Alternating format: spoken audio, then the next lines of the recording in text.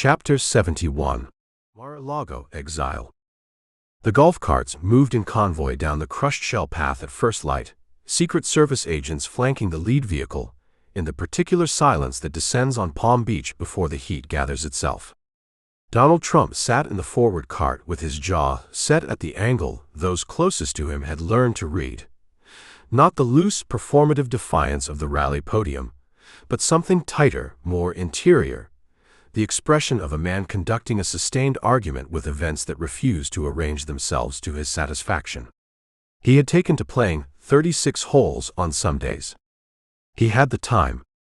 The 45th President of the United States had returned to Mar-a-Lago on the morning of January 20, 2021, departing Joint Base Andrews aboard Air Force One before the inauguration ceremony began, declining the customary transfer of power handshake, declining the motorcade through Washington streets where the crowds had thinned and then reversed and then turned hostile. He landed in Florida to a gathering of staff and supporters who applauded on the tarmac, some of whom wept, and he walked into the pink and cream confection of his Palm Beach estate, as though returning from a long trip rather than departing a position that, in the calculus of American political tradition, was understood to constitute the pinnacle of earthly ambition. He ordered a steak. He watched the coverage. He made calls. What unfolded in the months that followed at Mar-a-Lago was something without genuine precedent in the long catalogue of American political exits. Not the dignified withdrawal of a spent force, not the embittered retreat of a defeated man building a library, not even the tactical repositioning of a politician biding time for a conventional comeback. It was the construction, from a private club in Palm Beach, of a parallel government of the Republican imagination, a shadow court complete with audiences and supplicants, endorsement ceremonies, and strategic pronouncements, where the central figure maintained with absolute consistency the position that he had not lost, had not been legitimately removed, and intended to make his continued relevance felt in the bones of every Republican who sought higher office. The country he had left behind was fractured in ways that his departure had not healed, and in certain respects had deepened. The January 6th assault on the Capitol hung over American political life like an unresolved chord. Congressional Democrats moved to impeach him a second time within days of the event. The Senate trial that followed in February 2021 ended in acquittal, with 43 Republican senators voting against conviction, a result that preserved both Trump's political viability and the intra-party schism that the trial itself had exposed. Senate Minority Leader Mitch McConnell, who had voted to acquit on jurisdictional grounds, delivered a floor speech immediately afterward declaring Trump practically and morally responsible for the attack, a performance of judicial precision that Trump received as a species of betrayal he would not forget and did not forgive. The social and political atmosphere of early 2021 was suffused with a particular kind of exhaustion, not the clean exhaustion that follows a resolved crisis, but the ragged, unresolved kind that comes when a wound has been treated, but the underlying infection remains unclear. The country had lived through a pandemic year that had killed hundreds of thousands and fractured the basic texture of daily life. The economy was lurching back toward activity.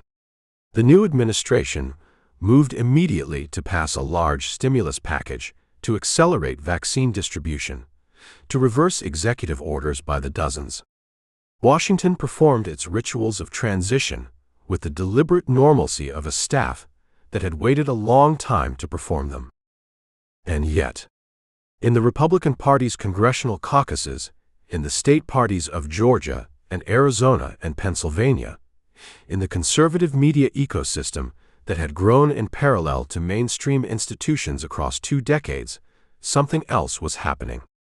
The question of whether Donald Trump remained the dominant force within the party was being adjudicated not in any formal proceeding, but in the steady accumulation of signals, phone calls made and returned, endorsements issued and sought, primary challenges launched or withheld. The answer, which clarified itself across the spring and summer of 2021 with a consistency that surprised some observers and few who knew the Republican base, was that he did. Mar-a-Lago became the mechanism of that dominance in a way that no private residence in American political history had quite managed. The club had always occupied an unusual position in the Trump organizational ecology, simultaneously a business asset, a personal home, and a stage set whose aesthetic of gilded excess served as both brand and statement. Now it acquired a fourth function. It became the court of a government in waiting, and Trump administered it with the instincts of a man who had spent a lifetime understanding that physical space communicates power before a word is spoken. Republican politicians who wished to remain viable came to Mar-a-Lago.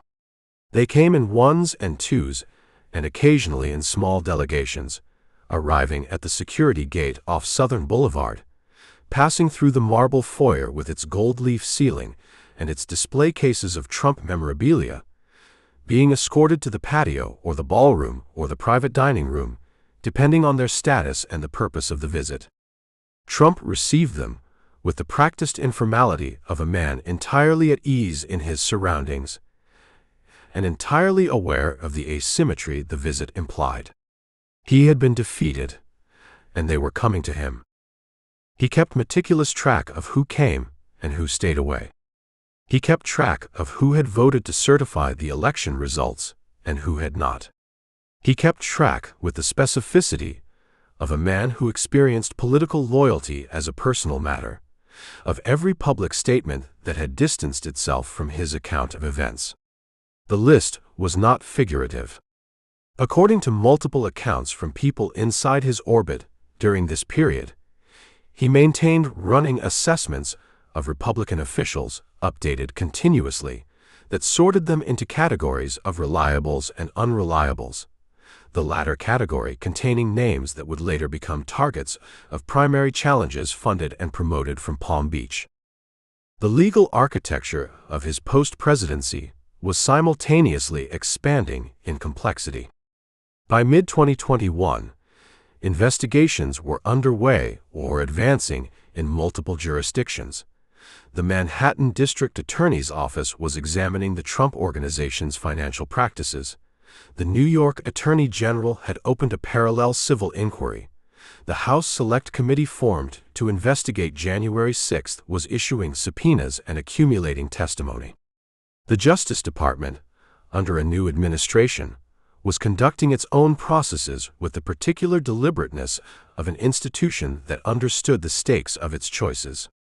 The indictments that would eventually come, federal charges related to the retention of classified documents at Mar-a-Lago, federal charges related to efforts to overturn the 2020 election, state charges in Georgia arising from a recorded phone call asking the Secretary of State to find sufficient votes were still in the future, but the contours of the legal exposure were visible to anyone paying attention, and Trump's team was paying attention.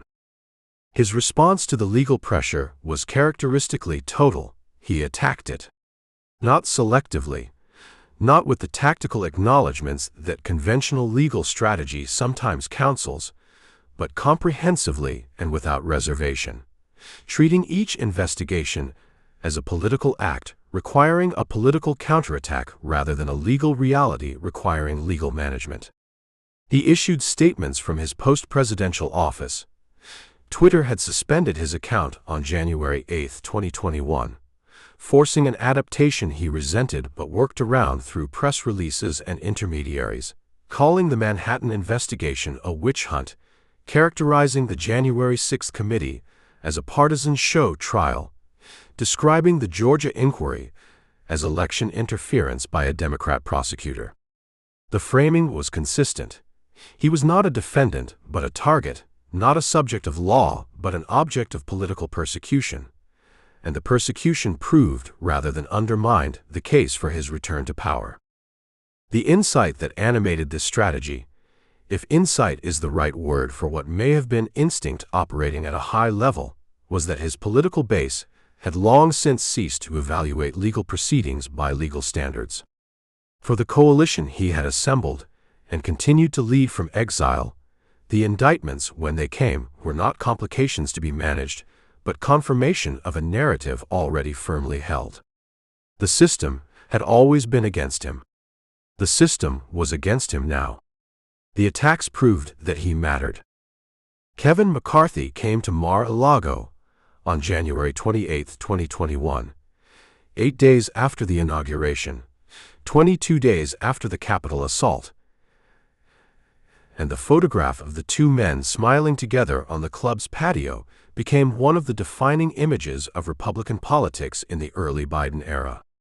McCarthy had stood on the House floor in the hours following the riot and declared that Trump bears responsibility for what had happened. He had been among those who telephoned the White House during the assault seeking intervention. He had supported the certification of the electoral results. And now he was here, in Palm Beach, receiving the audience, because he had looked at the numbers in his caucus and arrived at a calculation about what was required to become Speaker of the House, and the calculation had a single variable. Trump received him warmly. The photograph was released. The signal was received. The relationship between Trump and McCarthy illustrated the central dynamic of Republican politics during the Interregnum with a clarity that made it uncomfortable to observe. McCarthy was not, by temperament, a true believer. He was an institutionalist, a deal-maker, a man of the House whose primary commitments were procedural and whose political calculations were sophisticated. He had made the trip because he understood that the Republican Party's center of gravity had not shifted with the election results, had not shifted with the second impeachment, had not shifted with the Capitol assault, that it remained located, unmoved, and seemingly immovable in the person of Donald Trump, and that any path to the speakership ran through Palm Beach. The solidarity performed in that photograph was not precisely sincere. Trump knew it, and McCarthy knew it. What made it remarkable was that the insincerity was irrelevant. The act of appearing mattered more than the sentiment behind it. And in a political culture that had migrated almost entirely to image and signal, the appearance was the reality. Trump called it leverage. In private conversations during this period, according to accounts from those present, he returned repeatedly to the concept of leverage: who had it, who needed it, how it was maintained. He had leverage because he had the base, and he had the base because he had refused to relinquish his claim on their grievance, their identity, their conviction that something had been taken from them, and that he uniquely would take it back. No other Republican possessed this asset. Nikki Haley did not have it. Ron DeSantis, then ascending in Florida, was accumulating something adjacent to it, but had not yet tested whether his version was transferable or merely local. Mike Pence, who had committed what Trump's supporters regarded as the unforgivable act of certifying the electoral votes on January 6, had forfeited whatever claim he once possessed. Trump's grip on the Republican nomination for 2024 was not inevitable in the sense that history was fated to produce it. It was constructed, deliberately and systematically, from the Mar-a-Lago patio outward, through endorsements in state-level races, through the punishing of Republican apostates in primaries, through the steady repetition of claims that had no legal standing but enormous political resonance, through the maintenance of grievance as an organizing principle. He was not waiting for history to return him to power. He was manufacturing the conditions of that return. And as he made his calls from Palm Beach that first autumn of exile, as the golf carts moved along the fairways in the early light, and the indictments gathered in the distance like weather, he was already thinking about the thing that none of the lawyers and none of the committee subpoenas and none of the editorial boards had fully reckoned with, that in American democracy, a former president who commands a plurality of one of the two major parties does not operate inside the system as a defendant, but outside it as a candidate, and that the campaign, once formally launched, transforms every legal proceeding from a judicial matter into a political one. The announcement that would make that transformation official was still months away. But in the calculus that governed his days at Mar-a-Lago, the calls, the meetings, the endorsements, the controlled detonations of loyalty tests in Republican primaries across the country, the decision had already been made, and the machinery of the next act was already in motion, pulling toward him a coalition of grievance and aspiration that the coming indictments would only harden, turning the courthouse steps themselves into the opening backdrop of a campaign unlike any the Republic had previously witnessed. Chapter 72. The Wave of Indictments. The phone rang just before 7 in the morning at Mar-a-Lago, and Donald Trump was already awake. He was almost always awake by then, the Florida light coming hard and flat off the Intracoastal, the television in his bedroom already murmuring the day's first dispatches from cable news. Those who worked closely with him in that period described a man who consumed media the way other men consume oxygen, compulsively, hungrily, with a physiological need that could not be reasoned away. On this particular morning, in the late spring of 2023, the news was not good, and Trump knew it before the first aide arrived with a printed briefing sheet. The grand jury in Miami had handed down an indictment. 37 counts. Classified documents. Obstruction of justice. The words scrolled across the Fox News chyron like a military dispatch from an advancing enemy. He watched it, sources close to him would later recall, not with the slackened expression of a man being ambushed, but with the tight-jawed focus of someone who had been expecting the ambush for months and had decided, in the bone-marrow certainty of his conviction, that the ambush itself would be the weapon he used to win. This was the particular genius, or, depending on one's vantage point, the particular pathology, of Donald Trump in the years between his departure from the White House in January 2021 and the Republican primary season of 2024. He had discovered, whether through instinct or design or some alchemical combination of both, that accusation and persecution were not merely obstacles to be managed. They were fuel. The America into which he retreated after the transfer of power was a nation riven in ways that social scientists would spend years parsing. The COVID-19 pandemic had reshuffled the material circumstances of millions of lives, accelerating some fortunes and devastating others. The economy was recovering unevenly, and inflation had begun its long creep upward, eroding the purchasing power of the working-class voters who had constituted the most reliable floor of Trump's political coalition. The January 6th Select Committee was convening its hearings in the summer of 2022, broadcasting testimony in prime time with the production values of a network news special, a deliberate aesthetic choice, an attempt by House Democrats and a handful of anti-Trump Republicans to construct a prosecutorial narrative in the court of public opinion before any court of law could assemble one. The cultural atmosphere was charged in the way that atmospheres become charged before lightning, the air heavy, the light wrong. The instinct of anyone paying close attention being that something electric and destructive was gathering overhead. Into this atmosphere, Trump inserted himself not as a penitent, not as a former president retreating to the measured dignity of post-presidential silence, but as a combatant who had never accepted the terms of his own defeat. The legal cascade that began to fall on him in the months that followed was without precedent in the history of American politics. Nothing in the Republic's 247-year pageant of power and its loss had produced anything quite like this. A former president, actively campaigning for the office he had formerly held, simultaneously navigating 4 separate criminal prosecutions and a constellation of civil suits, whose combined legal exposure by some estimates ran into the hundreds of millions of dollars. The federal indictment in Miami, brought by special counsel Jack Smith, concerned the handling of classified documents removed from the White House and stored at Mar-a-Lago. A second federal indictment, handed down in Washington that August, addressed the events surrounding January 6th and alleged a conspiracy to obstruct the certification of electoral votes.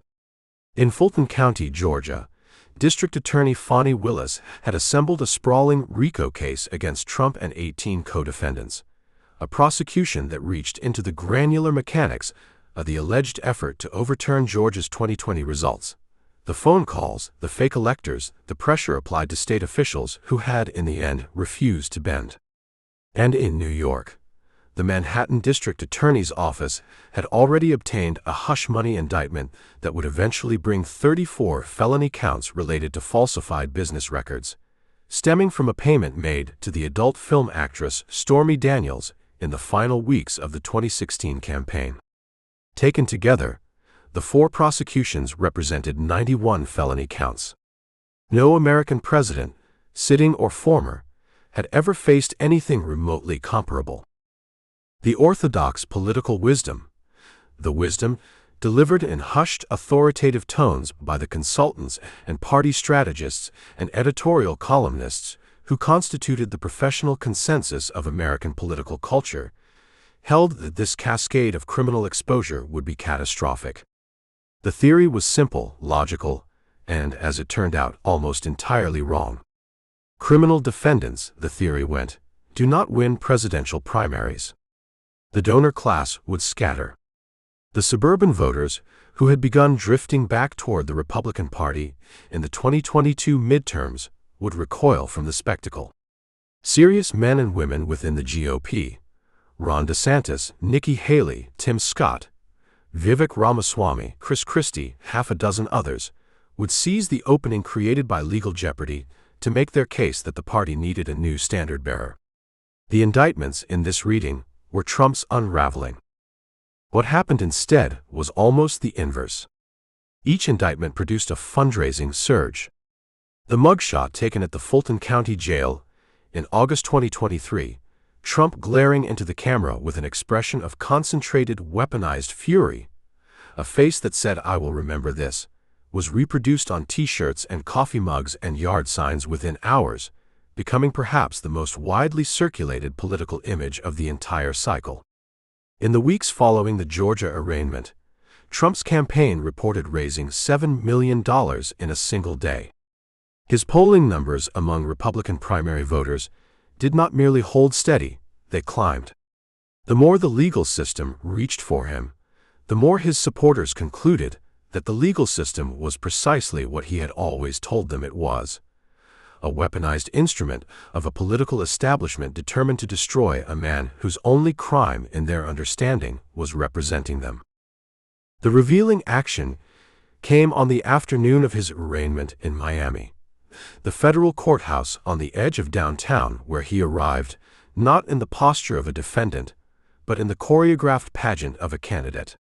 The motorcade rolled through streets lined with supporters waving flags, and Trump, emerging from the vehicle, did not look down, did not hurry, did not project the body language of a man diminished by circumstance. He worked the crowd with the ease of a man who had spent 5 decades performing for audiences of every conceivable size and mood. Inside the courthouse, when the charges were read aloud, and the magistrate asked whether he understood them, he answered, "Not guilty," in the flat, uninflected tone of a man who had said those words 1,000 times in his imagination before the moment arrived.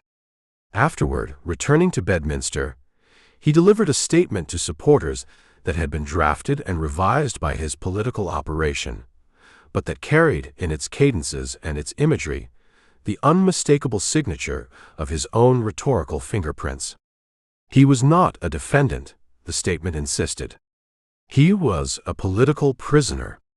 The distinction was not one that a federal judge would recognize, but it was one that his coalition understood instinctively, because he had spent years constructing the conceptual architecture that made such a claim feel not merely plausible, but self-evidently true. The legal strategy developed by his team of attorneys, a rotation of lawyers that itself became a subject of considerable media attention, given the rate at which they cycled through representation, was built not around acquittal in the conventional sense, but around delay. The goal, prosecuted with considerable ingenuity, was to push trial dates past the election.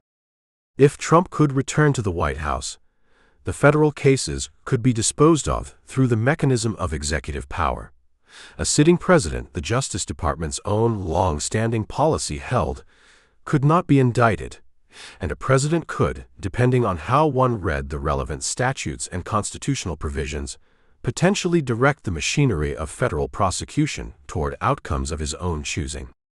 The Georgia case was beyond presidential reach. State prosecutors answered to state law, not federal authority. But even there, the wheels of the criminal calendar ground slowly enough that the election itself began to seem like a plausible escape hatch. It was a legal theory, and a political strategy collapsed into a single ambition: win the presidency, and the presidency might win back your freedom.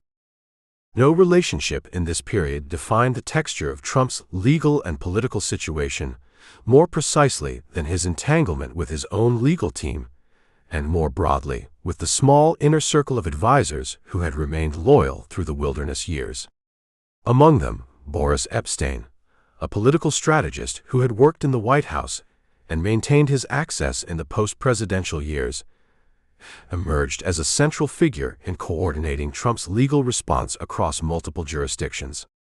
Epstein's role was unusual, straddling the line between political operative and legal coordinator in ways that sometimes drew scrutiny from prosecutors themselves.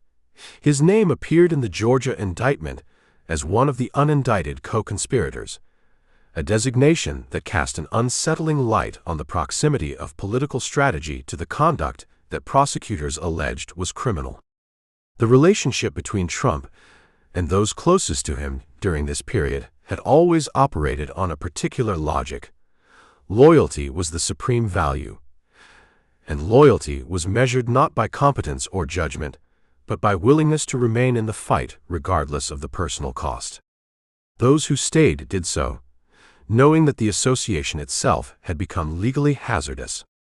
Those who left, and several of the most significant figures from the White House years, men like William Barr and Mike Pence and Mark Esper, had left and had begun speaking publicly about what they had witnessed, were subjected to the full force of Trump's contempt, their departures reframed as betrayals, their testimony recast as the confessions of cowards and collaborators.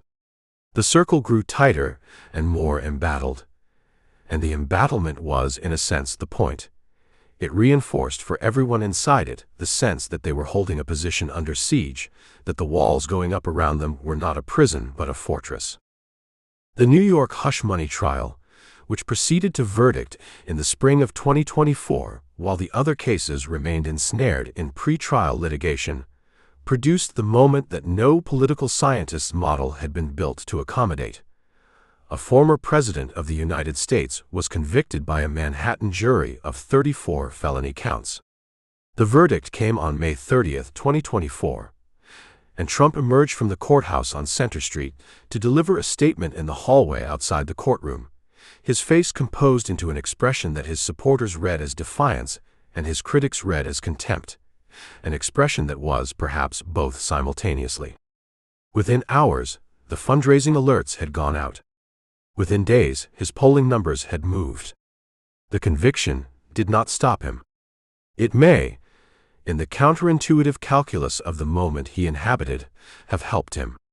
The Republican National Convention was weeks away, and the delegates who would gather in Milwaukee to formally nominate him had long since made their peace with the legal spectacle, or had incorporated it into their understanding of him as a figure of persecution whose survival was itself the point. What no one in his orbit had fully reckoned with, what the entire apparatus of litigation and counter-litigation and fundraising and media warfare had perhaps obscured from view, was the degree to which the legal exposure, even if it never produced a prison sentence, had restructured the psychological landscape of a potential second term before that term had even begun.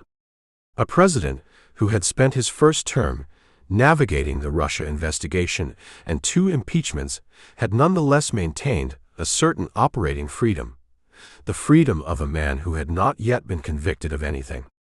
The man who walked out of that New York courthouse in the late afternoon of May 30, 2024, was something different, a convicted felon campaigning for the most powerful office on earth, carrying with him into every rally and every debate and every meeting with foreign leaders the unresolved weight of 91 criminal counts across 4 jurisdictions, and the knowledge that the legal reckoning, whatever form it ultimately took, had not ended but only been deferred, its final shape still gathering somewhere just beyond the horizon. Chapter 73. The Manhattan Conviction.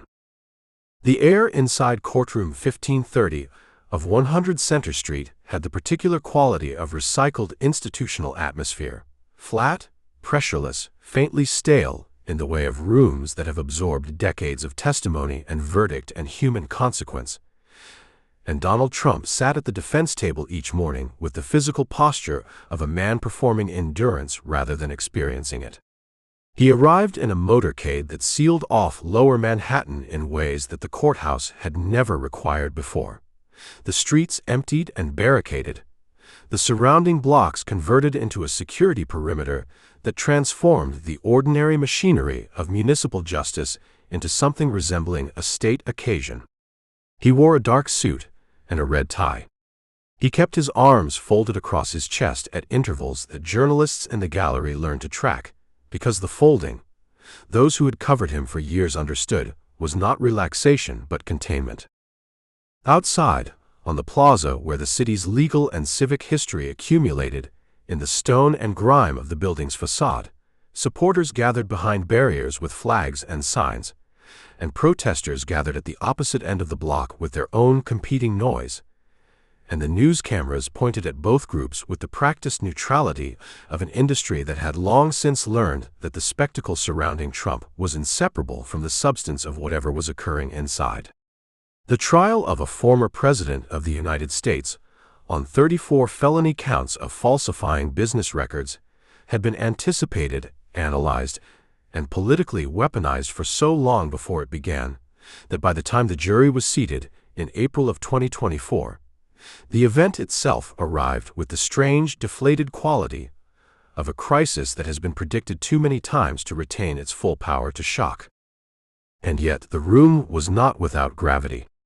It had its own, independent of the political noise outside, the kind of gravity that attaches to legal proceedings when the stakes are personal and final in ways that press releases and campaign rallies are not.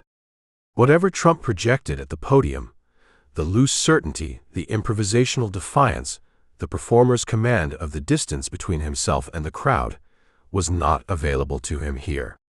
Here, the procedural machinery moved at its own pace. Here, the witnesses spoke without his capacity to interrupt or rebrand.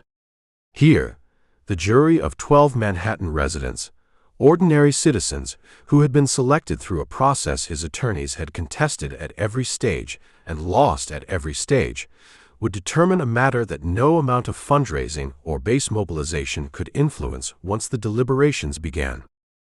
The world that produced this trial was the world of the 2024 presidential campaign, which is to say, a world of extraordinary and compounding disorder.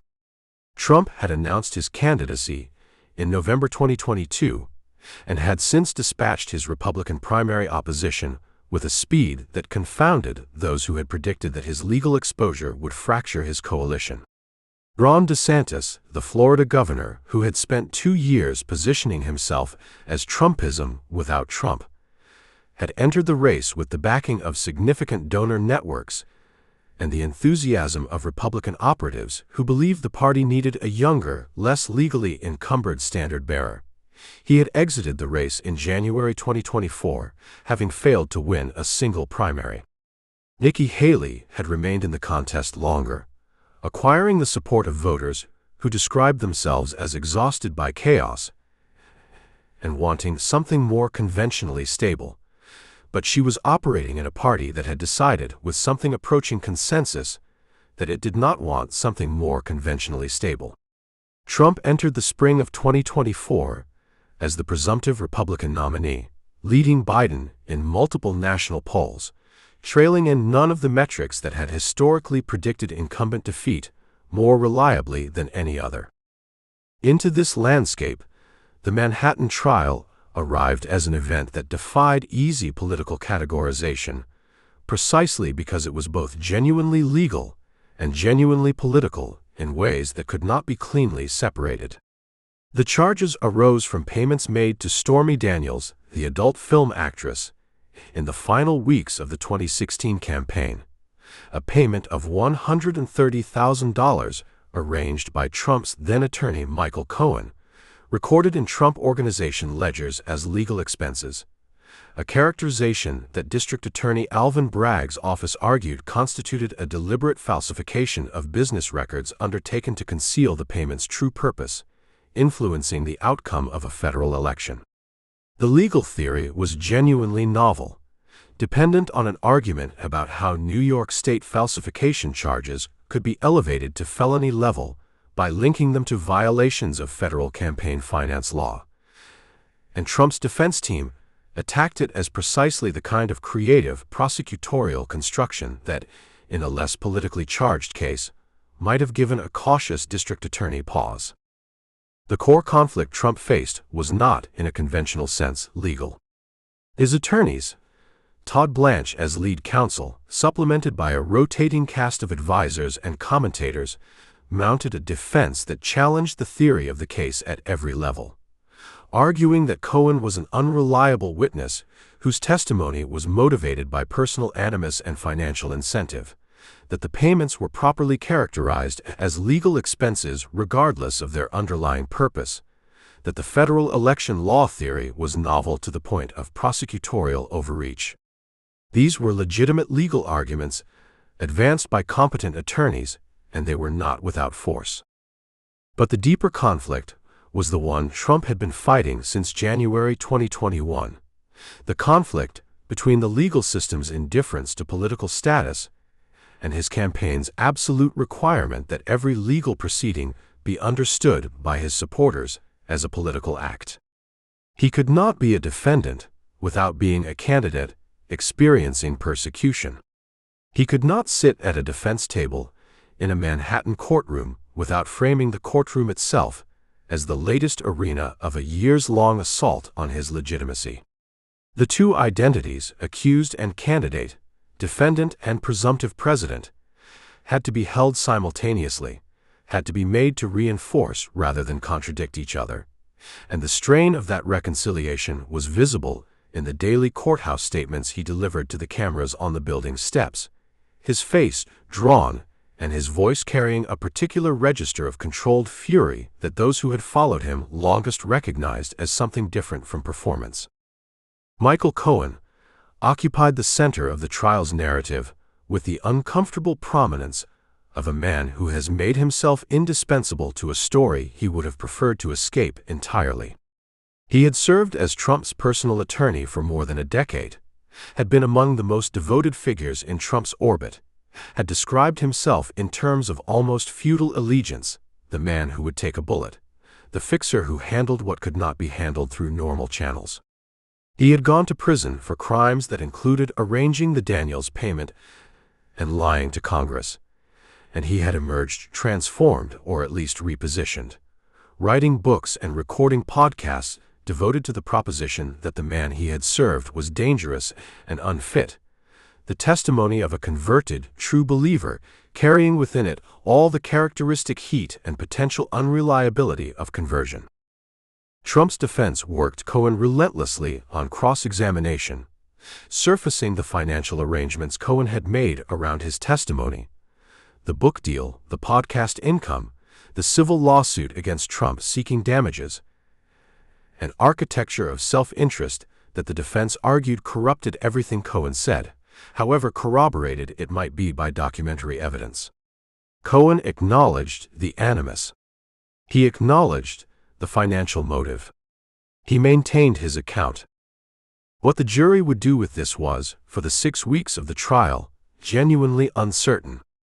The documentary evidence, the checks, the ledger entries, the internal Trump Organization communications, existed independent of Cohen's credibility, and pointed in a direction that the defense's narrative about mischaracterized legal expenses had to work against, not around.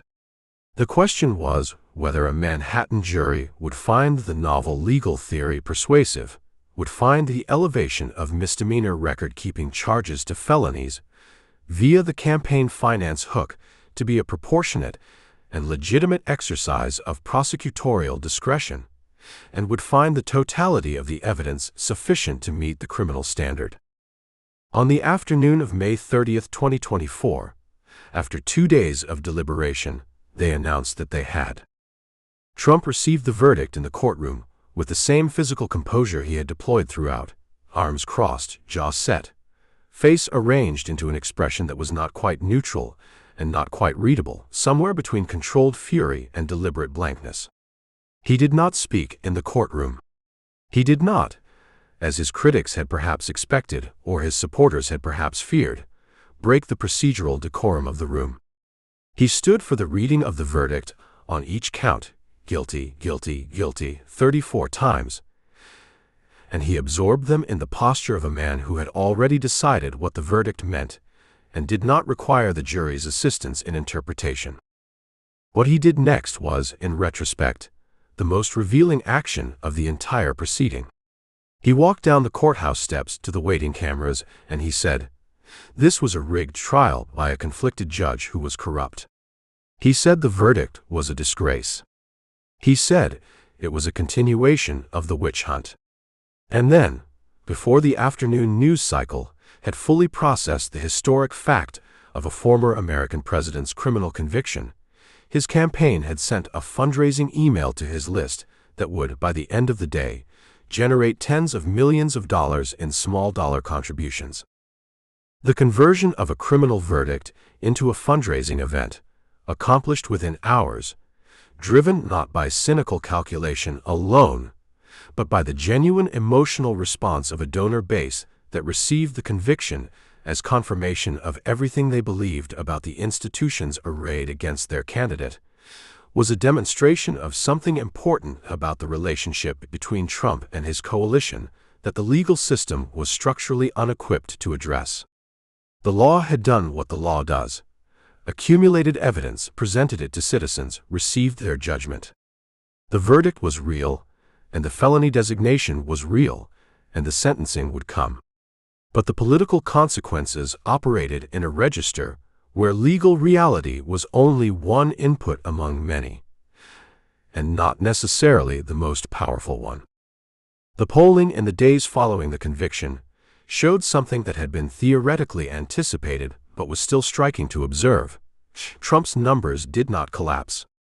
In some surveys, they moved modestly in his direction. The Republican Party, its elected officials, its donor class, its base, had been tested on the question of whether a felony conviction would constitute a disqualifying event, and had answered with a consistency that the political press found alternately alarming and clarifying that it would not. House Speaker Mike Johnson issued a statement calling the trial a weaponization of the justice system. Senator Marco Rubio called it a dark day for America. The chorus was nearly unanimous, and it was nearly unanimous because the political calculus was nearly unanimous. The cost of breaking with Trump over the verdict exceeded, in the assessment of virtually every Republican holding or seeking office, the cost of defending it. Todd Blanche, who had managed Trump's legal defense through the trial with the particular challenge of serving a client who treated the courtroom as an extension of his media strategy, had counseled patience, had argued for a disciplined presentation, had made the legal arguments that could be made. He would now pursue the appeals that could be pursued, motions related to the venue, to the judge's evidentiary rulings, to the novel legal theory itself, in a process that would extend well past the election and into whatever political and institutional landscape followed it. The conviction was real, and the appeals were real, and their intersection with a potential second presidency was a constitutional question that the Republic had not previously been required to answer. Trump was sentenced on July 11, 2024, to an unconditional discharge, no prison time, no probation. A sentence that Judge Juan Merchan explained was appropriate given the extraordinary circumstances of the defendant's position as a presidential candidate. The anticlimax of the sentencing, after months of trial and verdict, captured something essential about the entire proceeding's relationship to consequence, The legal system had done what it could do, had reached its designated conclusion, and the political system would now do what it would do. And the two processes would continue in parallel on separate tracks, answering different questions about the same man. He walked out of the courthouse on the day of sentencing, as he had walked out on every other day.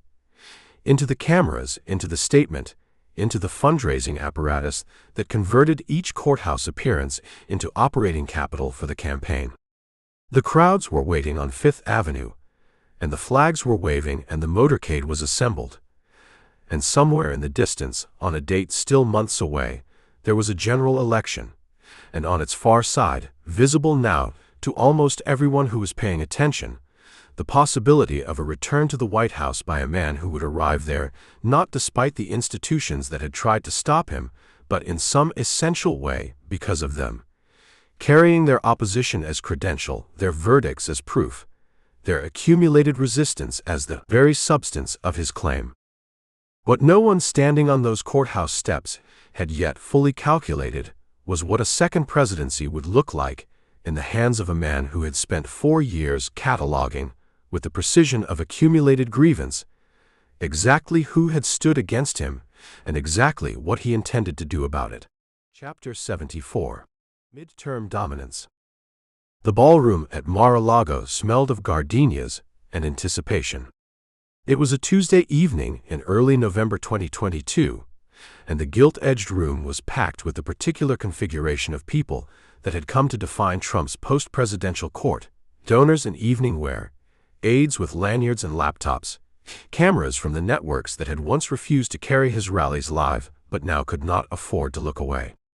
The early returns were coming in from the East Coast races, and the mood in the room carried the electric, slightly dangerous quality of a crowd that has been promised a coronation and is beginning to sense in the granular data scrolling across the television screens that the ceremony might not go entirely according to the program.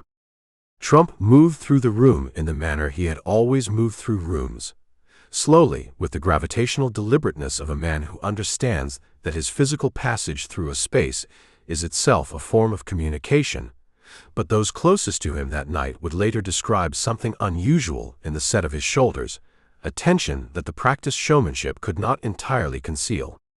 The red wave had been promised. The red wave had been predicted. The red wave, the data was beginning to suggest, had not arrived. The political world into which Trump had inserted himself as kingmaker in exile was one operating under conditions of extraordinary historical pressure. The midterm elections of 2022 fell at the convergence of several forces that, in a conventional political year, would have made a sweeping Republican victory nearly inevitable. Inflation had reached its highest sustained levels in 4 decades. The consumer price index grinding upward month after month in a way that translated, at the kitchen table level, into the lived anxiety of grocery bills and gas prices, and the quiet, corrosive sense that the economy was no longer working for ordinary people in the way it once had. Joe Biden's approval ratings had settled into the low 40s and showed little inclination to move. The historical precedent was unambiguous. The party holding the White House almost always lost congressional seats in the midterms, and when economic conditions were this poor, the losses were typically substantial. Republican strategists, drawing on decades of political science research and their own considerable institutional experience, had constructed models projecting gains of 30, 40, perhaps even 60 House seats. The Senate map was favorable. The environment was favorable. Everything, in the language of political professionals, was pointing in the right direction. Everything except the candidates. The core conflict of Trump's midterm strategy was not, in the end, a conflict with Joe Biden or with the Democratic Party or even with the broader economic headwinds that can blow against any political operation. It was a conflict with his own judgment, specifically with the judgment that had led him, over the course of 18 months, to deploy his endorsement power in ways that prioritized personal loyalty and electoral revenge over the cold-eyed calculation of electability. The endorsement had become, in the post-presidential period, the primary instrument of his political authority. He could not sign legislation. He could not direct the executive branch. He could not convene summits or dispatch diplomats. What he could do, and what he did, with an energy and a frequency that testified to both his political hunger and his institutional restlessness, was attach his name and his following to candidates across the country in numbers that no former president had ever attempted. By election day, he had made more than 300 endorsements in races ranging from United States Senate contests to obscure state legislative primaries, a volume of political intervention that was itself a statement about the nature and the scope of the authority he believed he still possessed. The theory behind the strategy was straightforward. A Trump endorsement in a Republican primary was, in most of the country, the closest thing American politics had to a guarantee. His base was loyal, organized, and motivated in ways that defied the normal models of political mobilization. Candidates who secured his blessing could expect a surge of small-dollar fundraising, a flood of volunteer energy, and the kind of earned media attention, the coverage that money cannot buy, that came with the imprimatur of the most dominant figure in Republican politics. In primary after primary through 2021 and 2022, the theory proved correct. His preferred candidates won. Establishment Republicans who had crossed him, the Liz Cheneys and the Adam Kinzingers and the handful of senators who had voted to convict him at his second impeachment trial, were either driven from office or reduced to irrelevance within their own party. The purge was systematic and, within its own terms, remarkably effective. He had remade the Congressional Republican Party in his image to a degree that few political analysts, even sympathetic ones, had thought possible from the remove of Mar-a-Lago. The problem was the general election, and the problem had a specific geography: Pennsylvania, Georgia, Arizona, Nevada, and New Hampshire. The states where Republican candidates, whom Trump had elevated through primary endorsements, now had to face Democratic opponents in electorates far broader and more ideologically diverse than the Republican base that had carried them to their nominations. In Pennsylvania, Trump had gone to extraordinary lengths to install Mehmet Oz, the television physician better known as Dr. Oz, as the Republican Senate nominee, conducting a personal lobbying campaign on Oz's behalf that included multiple phone calls, public statements, and a high-profile rally appearance that pulled Oz across the finish line in a primary that had been desperately close. The decision had been made over the objections of several of Trump's own advisors, who argued that Oz's celebrity profile and his checkered record on issues of particular importance to Pennsylvania Republican voters made him a fragile candidate in a swing state. Trump had waved the objections away. He trusted his instincts. His instincts had always been right before. Oz lost to Democrat John Fetterman by nearly 5 percentage points on a night when Republican Senate candidates in other competitive states were performing considerably better. The revealing action of the entire midterm cycle, the moment that served as a keyhole into the particular configuration of ego and strategic miscalculation that defined this chapter of Trump's political life, came not on election night itself, but in the weeks before it, when the candidate who had been perhaps his most consequential primary endorsement began to show unmistakable signs of structural vulnerability. Herschel Walker, the legendary University of Georgia running back, whom Trump had recruited personally into the Georgia Senate race, had by October become the subject of a series of damaging news reports. Allegations of domestic violence, the revelation that he had fathered children he had not publicly acknowledged, and most damaging of all, accusations from a former girlfriend that he had pressured her to have an abortion, a claim of particular toxicity for a candidate who had made his anti-abortion position a central feature of his campaign. When reporters asked Trump about the revelations, he did not hesitate, did not equivocate, did not offer the studied neutral language of a party elder trying to manage a difficult situation. "I know Herschel," Trump said at a rally in Nevada, leaning into the microphone with the certainty of a man who regards doubt as a form of weakness. "He's a great person.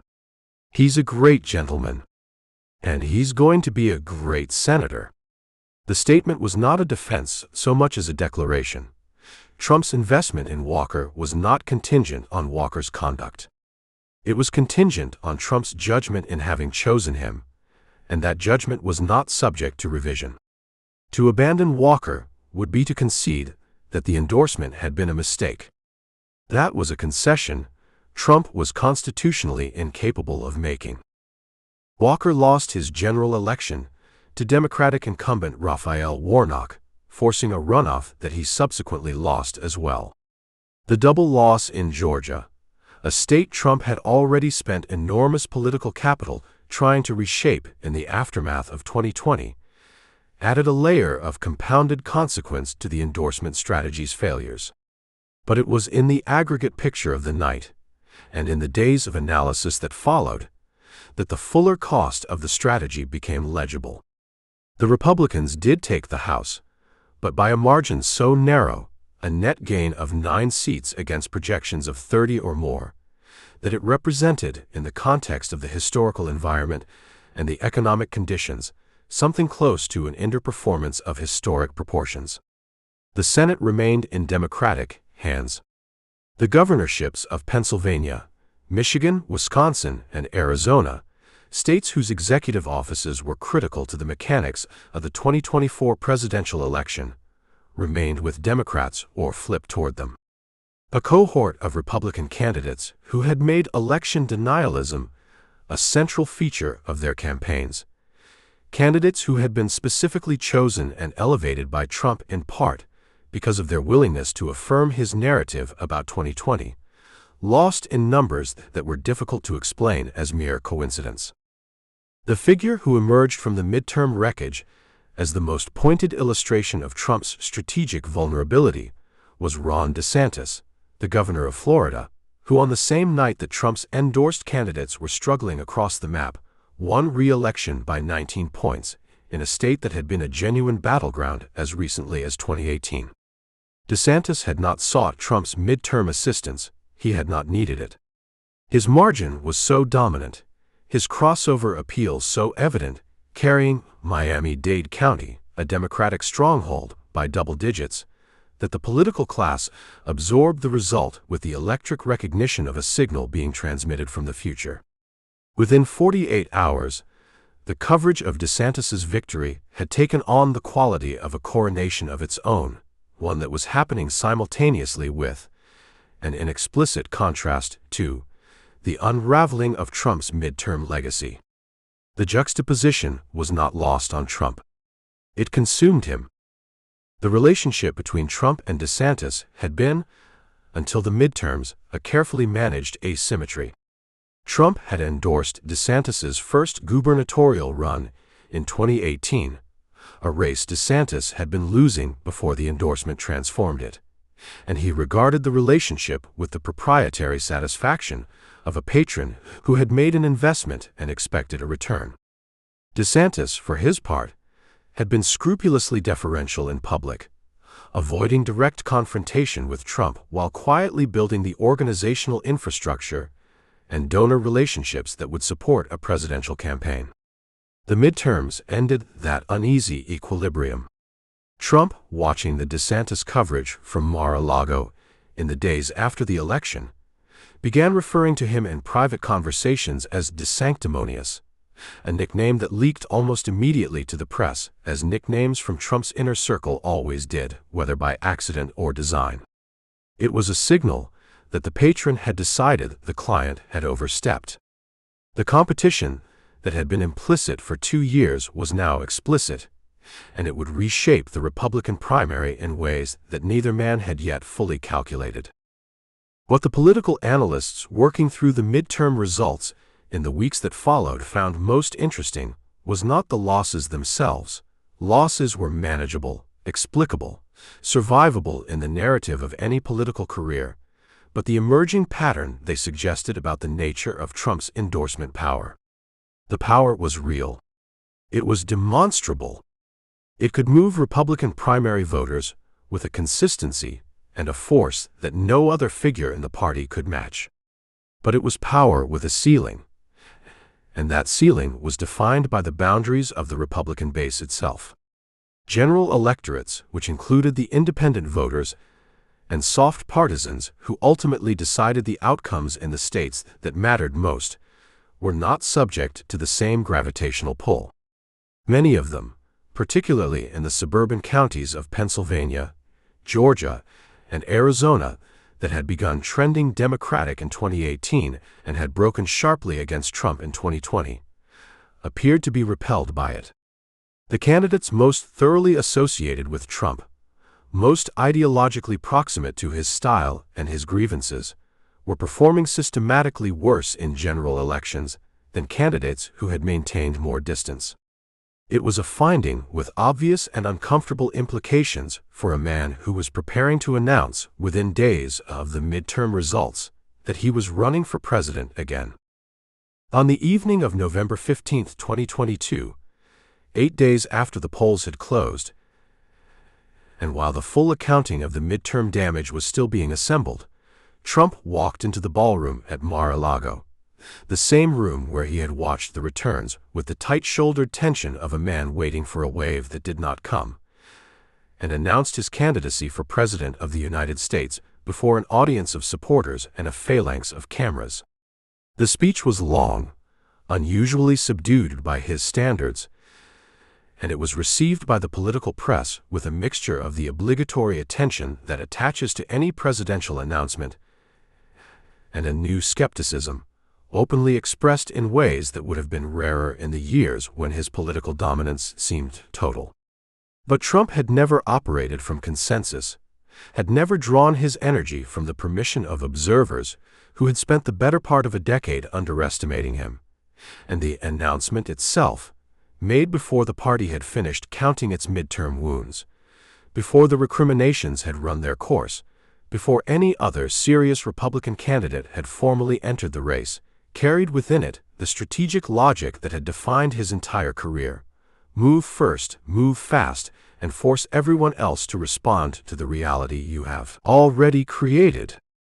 What none of the advisors cheering in that gilded room had yet considered was that the candidate he had most aggressively shaped in his own image, the one whose losses had most dramatically illustrated the limits of his general election reach, was already meeting quietly with donors in Iowa and New Hampshire, preparing to make an argument about electability that Trump's own midterm record had just handed him the evidence to make. Chapter 75. The Comeback Declaration. The ballroom at Mar-a-Lago had been dressed for consequence.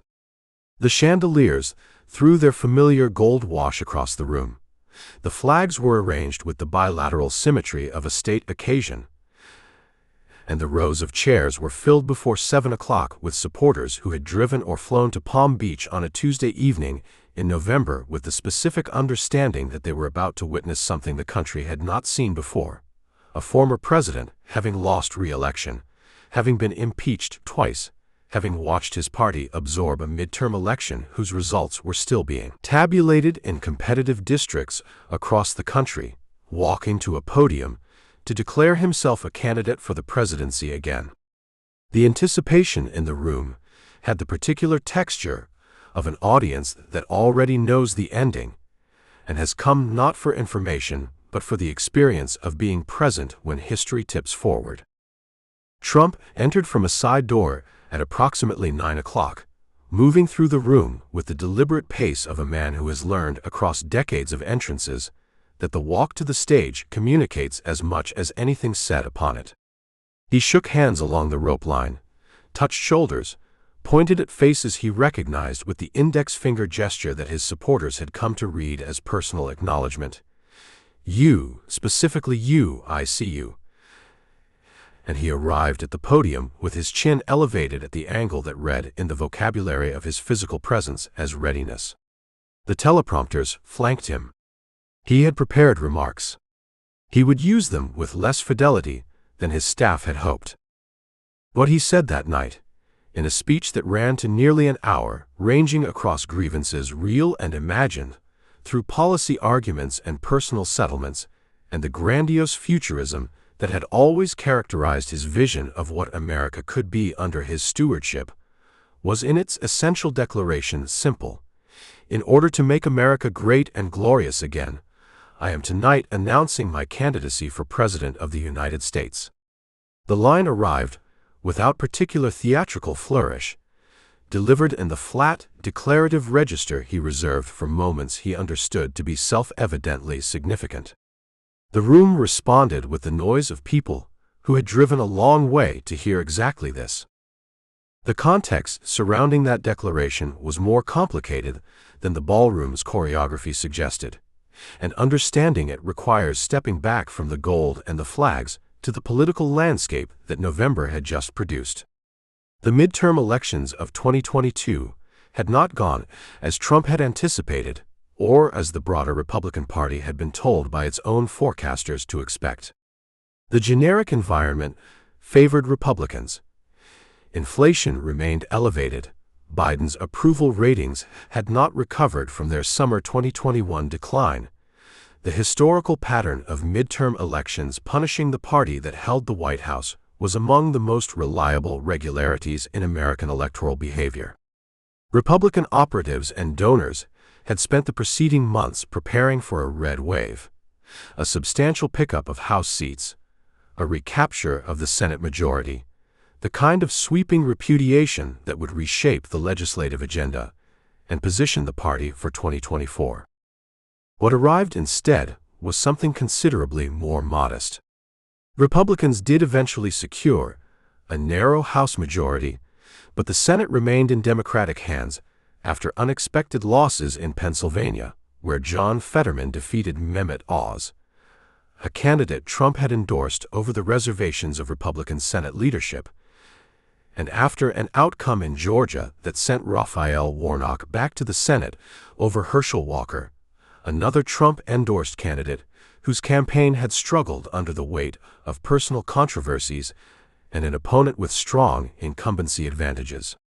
In Arizona, where Trump had invested heavily in candidates who shared his position on the legitimacy of the 2020 results, the statewide Republican ticket lost across the board.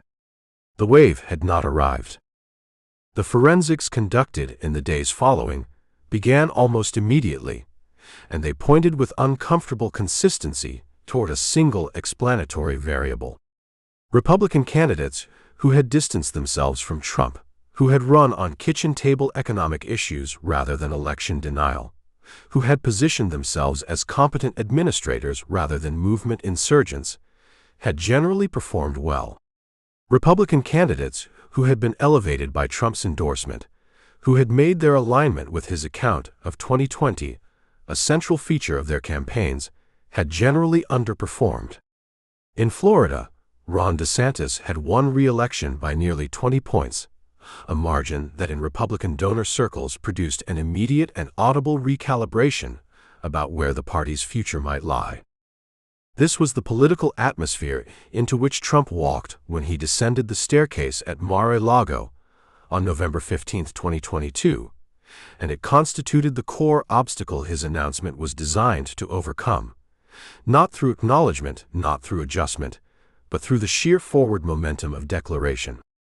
The strategic logic, which was also the instinctive logic of a man who had always believed that offense was the only meaningful defense, was that announcing early would freeze the field, force Republican rivals to define themselves against an incumbent in all but name rather than against each other, and reestablish his gravitational dominance over a party that had, in the preceding 2 weeks, begun audibly wondering whether its future might belong to someone else. The announcement was, by almost every objective measure, premature.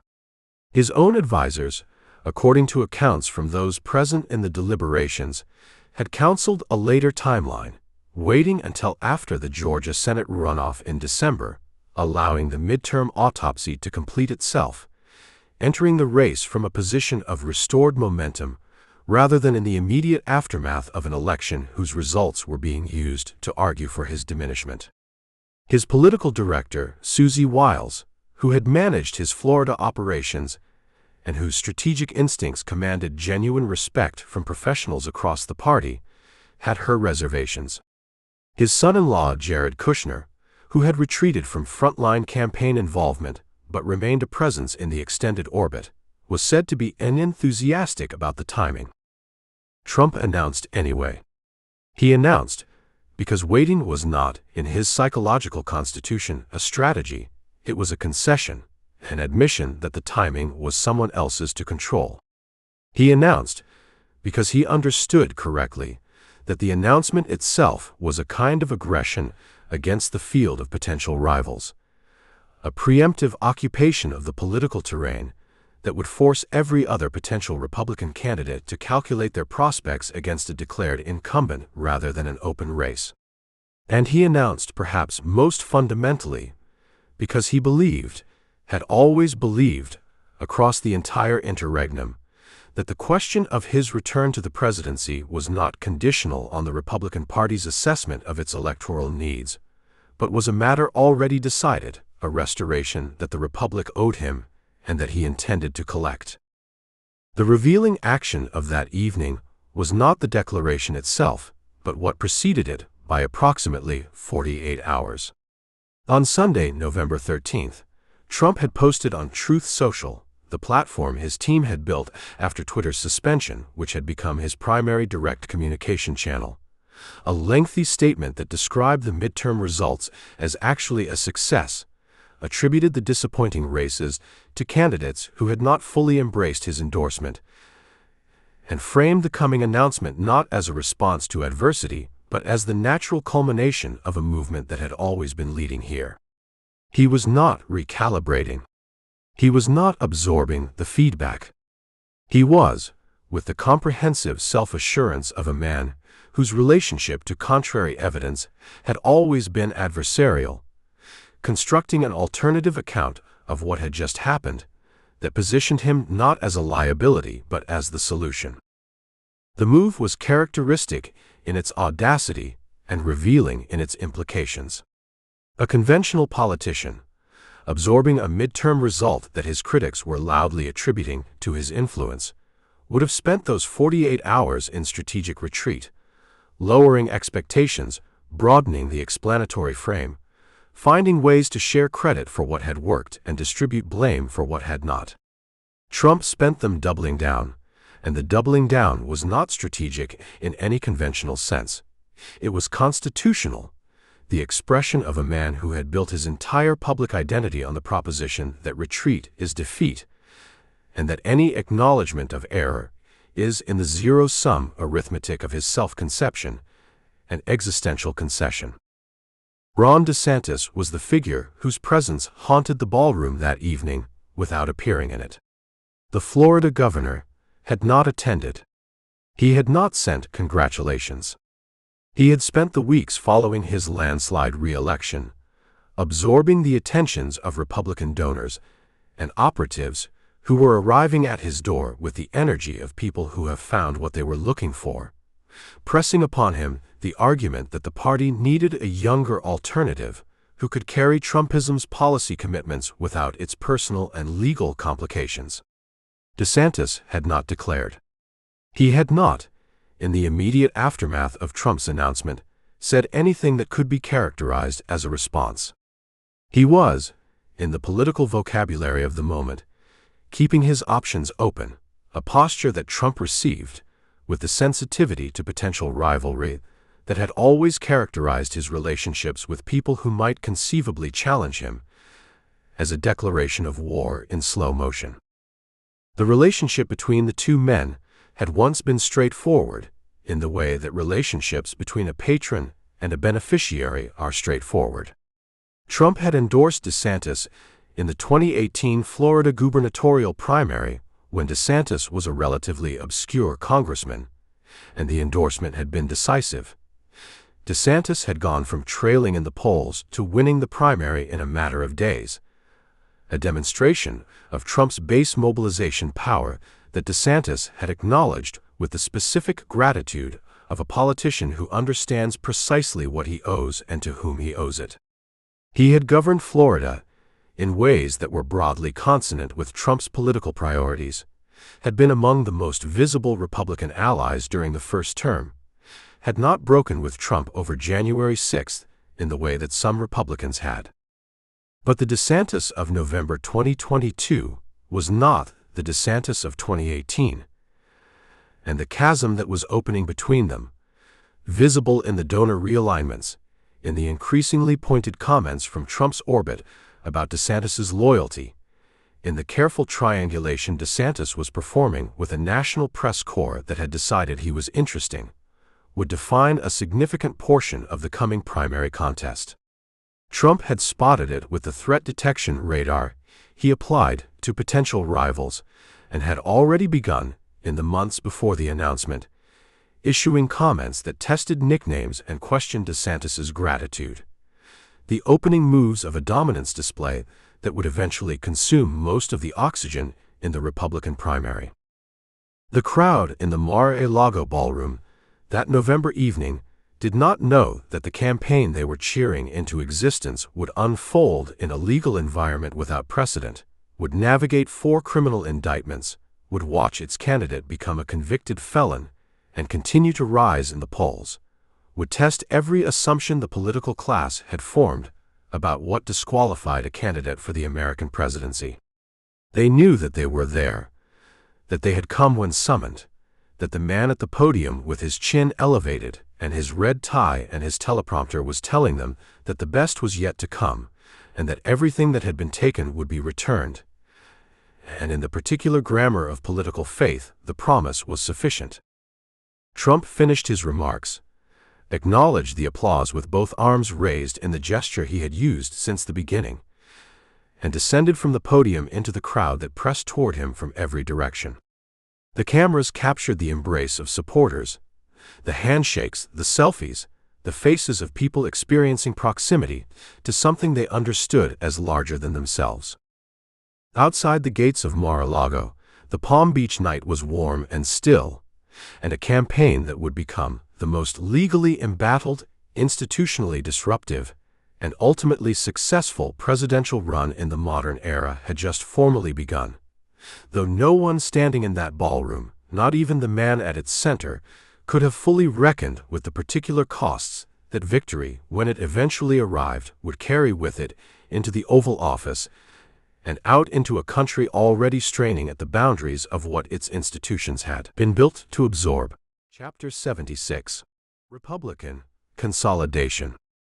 The arena in Milwaukee smelled of new carpet and nervous energy, the particular atmospheric cocktail of a political convention that knows before the first gavel falls that its outcome is not in doubt.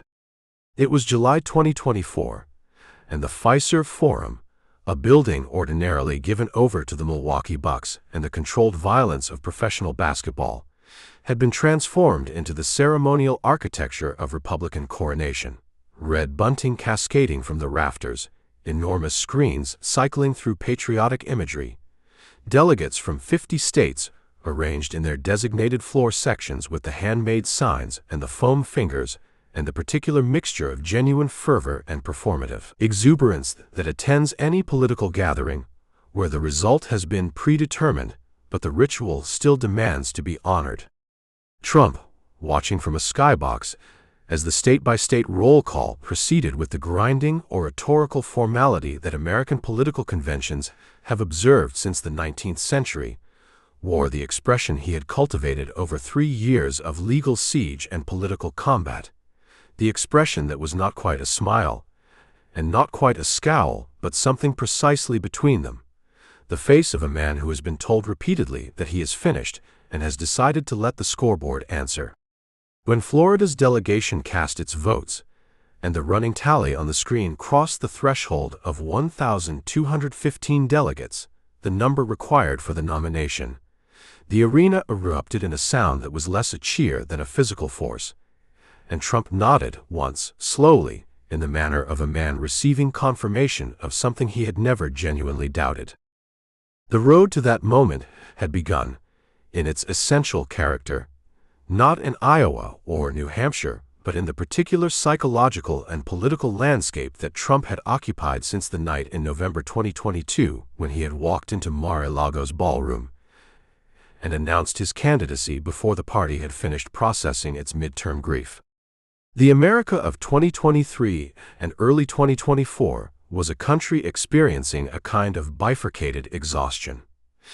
Exhausted by inflation and the lingering institutional disruptions of the pandemic years, exhausted by what a significant portion of the electorate perceived as the performative progressivism of the Biden administration's cultural posture, and exhausted, paradoxically, by the relentless, all-consuming nature of Trump himself, the way his gravitational field bent every conversation, every news cycle, every political calculation toward his own axis.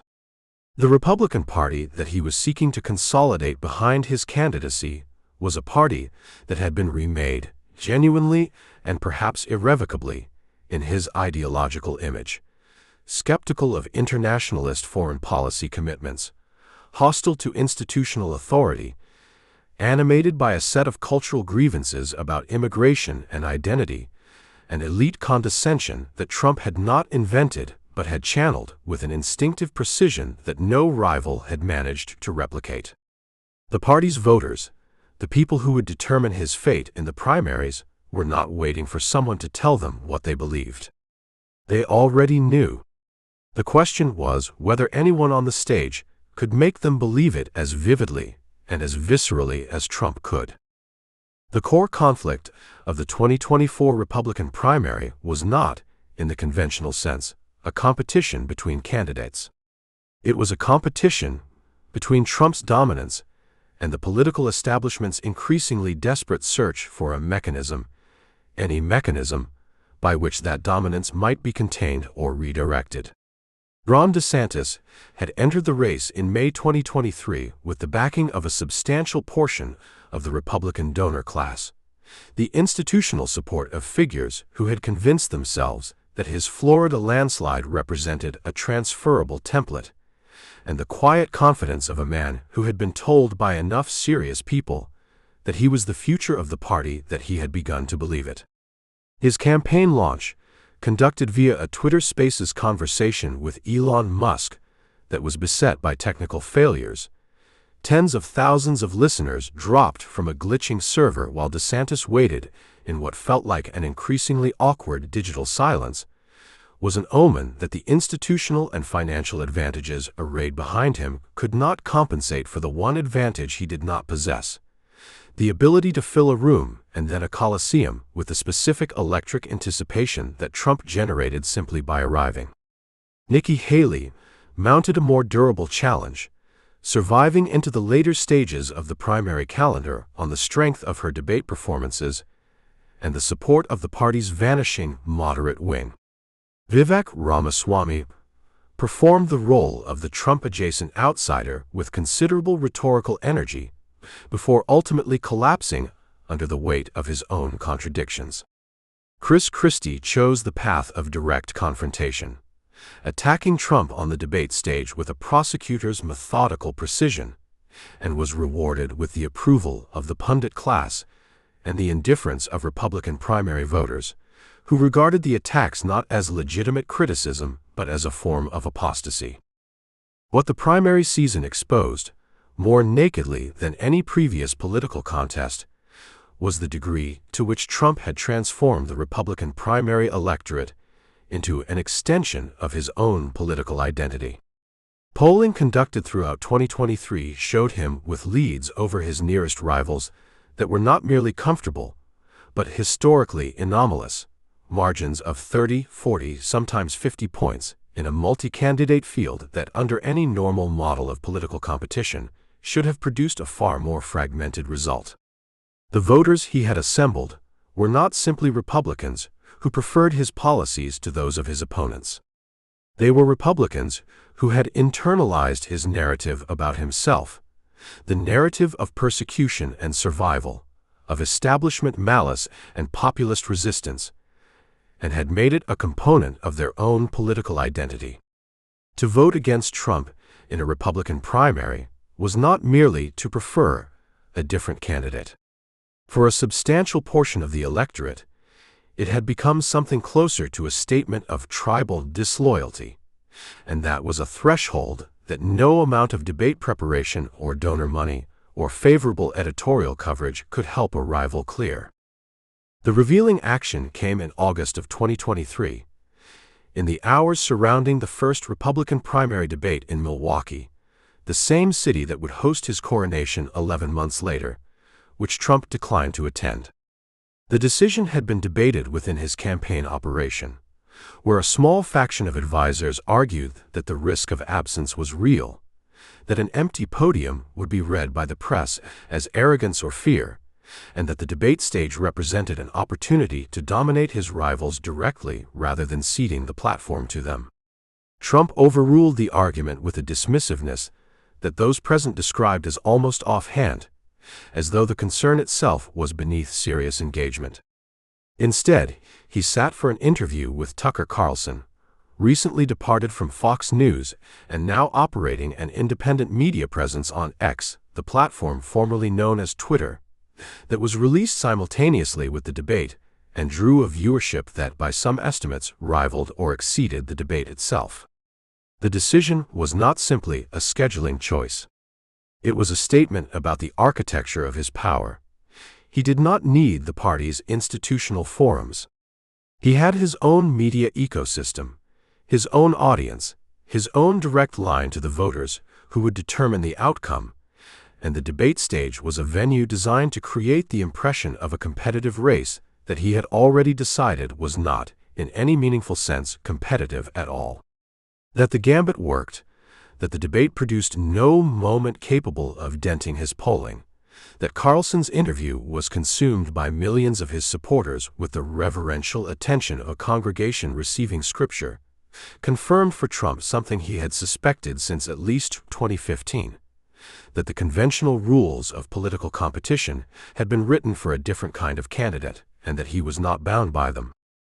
The figure who defined the relational texture of the primary season, the relationship that shifted most consequentially during this window, was not a rival or an ally in the conventional sense, but Rupert Murdoch, the media patriarch whose properties, and Fox News above all, had been the essential infrastructure of Trump's political rise and had become, in the post-January 6th period, something considerably more complicated.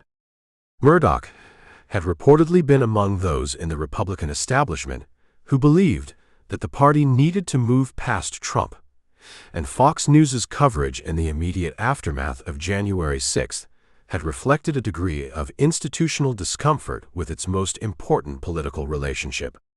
The network had called Arizona for Biden on election night 2020, a decision that had enraged Trump and triggered a viewer exodus to smaller conservative outlets. And Murdoch himself had said privately, in communications that would eventually become public through the Dominion Voting Systems lawsuit, things about Trump that were difficult to reconcile with the network's on-air posture toward him. But as the primary season unfolded, and Trump's dominance became undeniable, the relationship underwent the same recalibration that relationships with Trump almost always underwent when the alternative to accommodation was irrelevance. Fox News returned, not uniformly or without tension, to the gravitational orbit of his campaign. The network's hosts, with exceptions, covered his rallies, amplified his messaging, and treated his legal jeopardy with the skepticism toward prosecutors that their audience demanded. By the time the primary was effectively over, the institutional estrangement of 2021 had given way to something resembling the original arrangement, uneasy, transactional, and mutually dependent in ways that neither party would have chosen freely if either had possessed a genuine alternative. The primary calendar itself unfolded with a speed that surprised even those who had expected Trump to win. Iowa, which holds its caucuses in January, and whose retail politics culture had historically rewarded candidates willing to invest months of personal campaigning in church basements and county fairs, delivered him a margin of 30 points, the largest in the caucus's modern history. New Hampshire, which had a more moderate Republican electorate, and where Nikki Haley had invested heavily in hopes of a breakthrough, produced a closer result, but a result that was still a Trump victory, and which effectively ended whatever narrative of competitive vulnerability the press had been constructing around the former president's New England polling. South Carolina, Haley's home state, should have been the firebreak. She had governed it for 6 years. She had the support of its Republican congressional delegation and its institutional party infrastructure. She lost it by 30 points.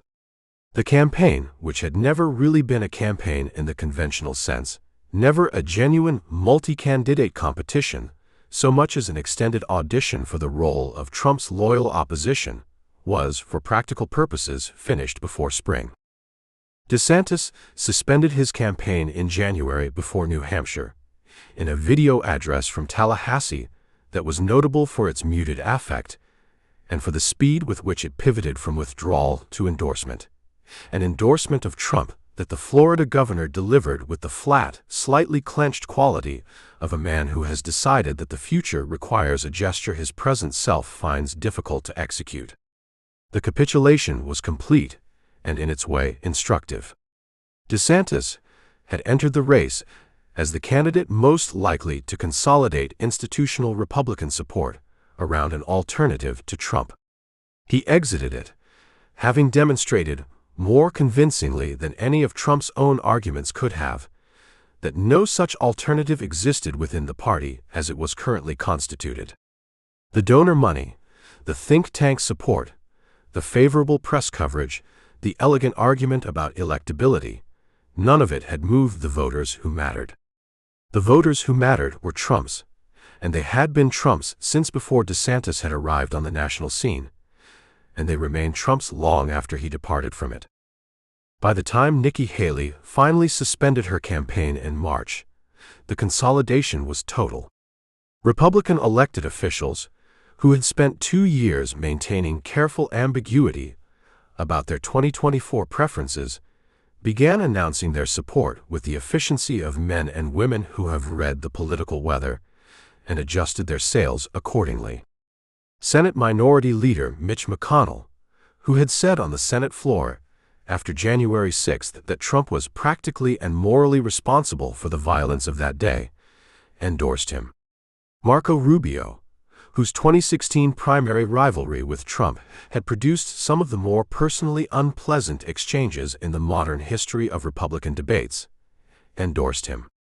One by one, the figures who had represented the establishment's hopes for a post-Trump Republican Party made their accommodations, appeared at rallies, and issued statements whose language of enthusiasm occasionally strained against the biographical record of their own prior positions.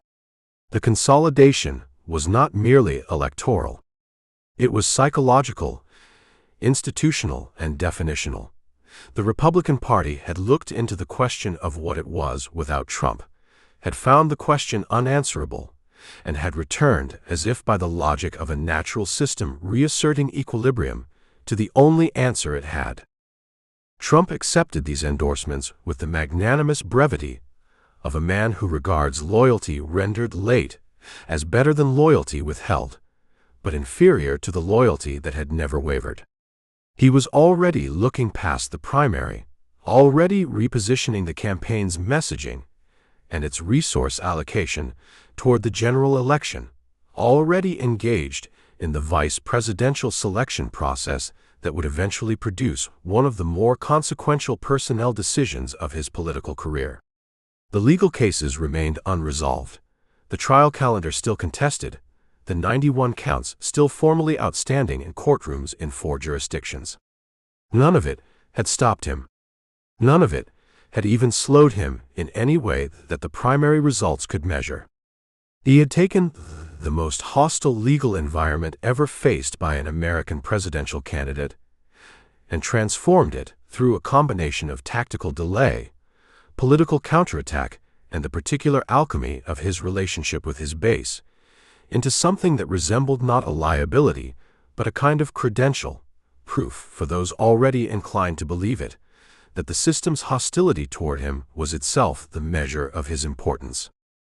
What no one in the victory celebrations of those primary months had paused to examine carefully enough was the vice presidential process unfolding in parallel, the quiet conversations and the not-so-quiet lobbying, the contenders making their cases and the candidate making his evaluations, because the choice Trump was moving toward, and the man he was moving toward choosing, would arrive at the convention carrying his own ambitions and his own calculations, ambitions that ran in ways that would not become fully visible until much later on a track that did not necessarily run parallel to Trump's own.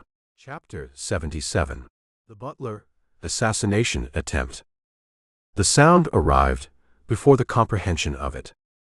At 6:11 in the evening on July 13, 2024, on a fairground in Butler, Pennsylvania, with roughly 45,000 people assembled on a grass field in the particular late afternoon light of a western Pennsylvania summer, golden, horizontal, the kind of light that makes ordinary things look briefly significant, Donald Trump turned his head to the right to glance at a chart displaying immigration statistics projected on the screen beside the stage, and the bullet that had been traveling toward the center of his skull passed instead through the upper cartilage of his right ear. The sound the crowd heard was a crack, sharp and discreet in the way that sounds of genuine violence are discreet, cutting through the ambient noise of the rally with the specificity of something that does not belong. For approximately 2 seconds, perhaps 3, Trump did not move. He was mid-sentence. The microphone caught nothing intelligible. And then he dropped. Not the slow crumple of a man losing consciousness, but the fast, controlled descent of a man going to the ground with purpose, disappearing behind the podium as the Secret Service agents converged from 3 directions at once, their bodies forming the overlapping geometry of a protective detail executing a protocol rehearsed so many times that the execution preceded conscious decision. The crowd had not yet fully processed what it had heard. Some had ducked. Some were screaming. Some were standing with their phones raised, recording, because the instinct to document had by 2024 become inseparable from the instinct to witness. What happened in the next 90 seconds? The agents crouching over the downed figure behind the podium. The shooter on the roof of a low agricultural building 130 meters from the stage being engaged by a Secret Service counter-sniper. The crowd noise shifting from confusion to something rawer and more frightened was captured from dozens of angles by the cameras of every major news organization and by the phones of thousands of attendees, and the footage would be studied and replayed with the obsessive granularity that attaches to events that alter the trajectory of what comes after them. Trump rose.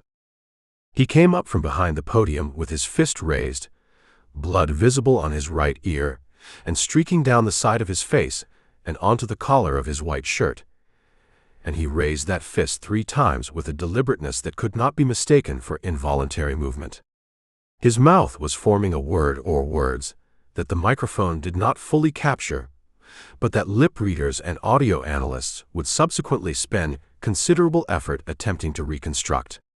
The crowd, which had been in various states of terror and confusion a moment earlier, erupted with a sound that those present would later describe as unlike anything they had heard at a political event, something past enthusiasm, closer to the release of a collectively held breath that had threatened to become a collective scream.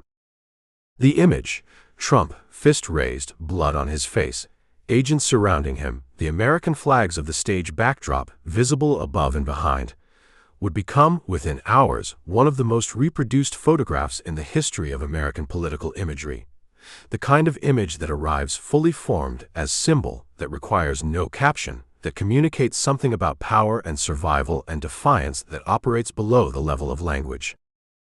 The world into which that image landed was a world already operating at temperatures that for much of the preceding decade, observers had been warning were unsustainable. The 2024 presidential campaign had been running by July at a pitch of intensity that reflected the accumulated pressure of 2 elections whose legitimacy had been contested, a pandemic and its economic aftermath, an impeachment, a conviction, the general dissolution of the shared factual substrate that democratic politics requires to function at even minimal efficiency.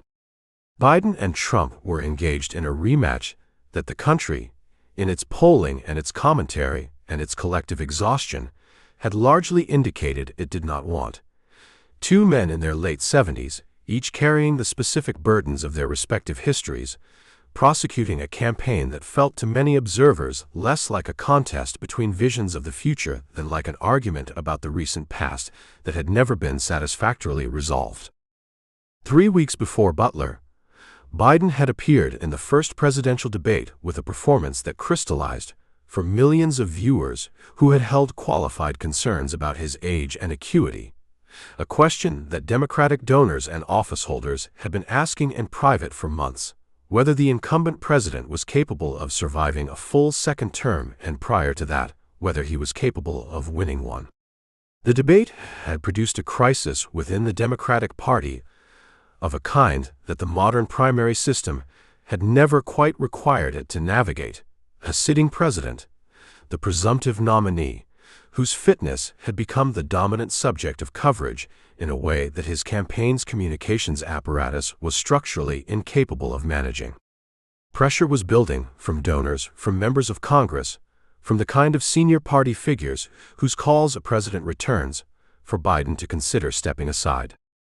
Into this specific moment of Democratic vulnerability, the Butler shooting arrived.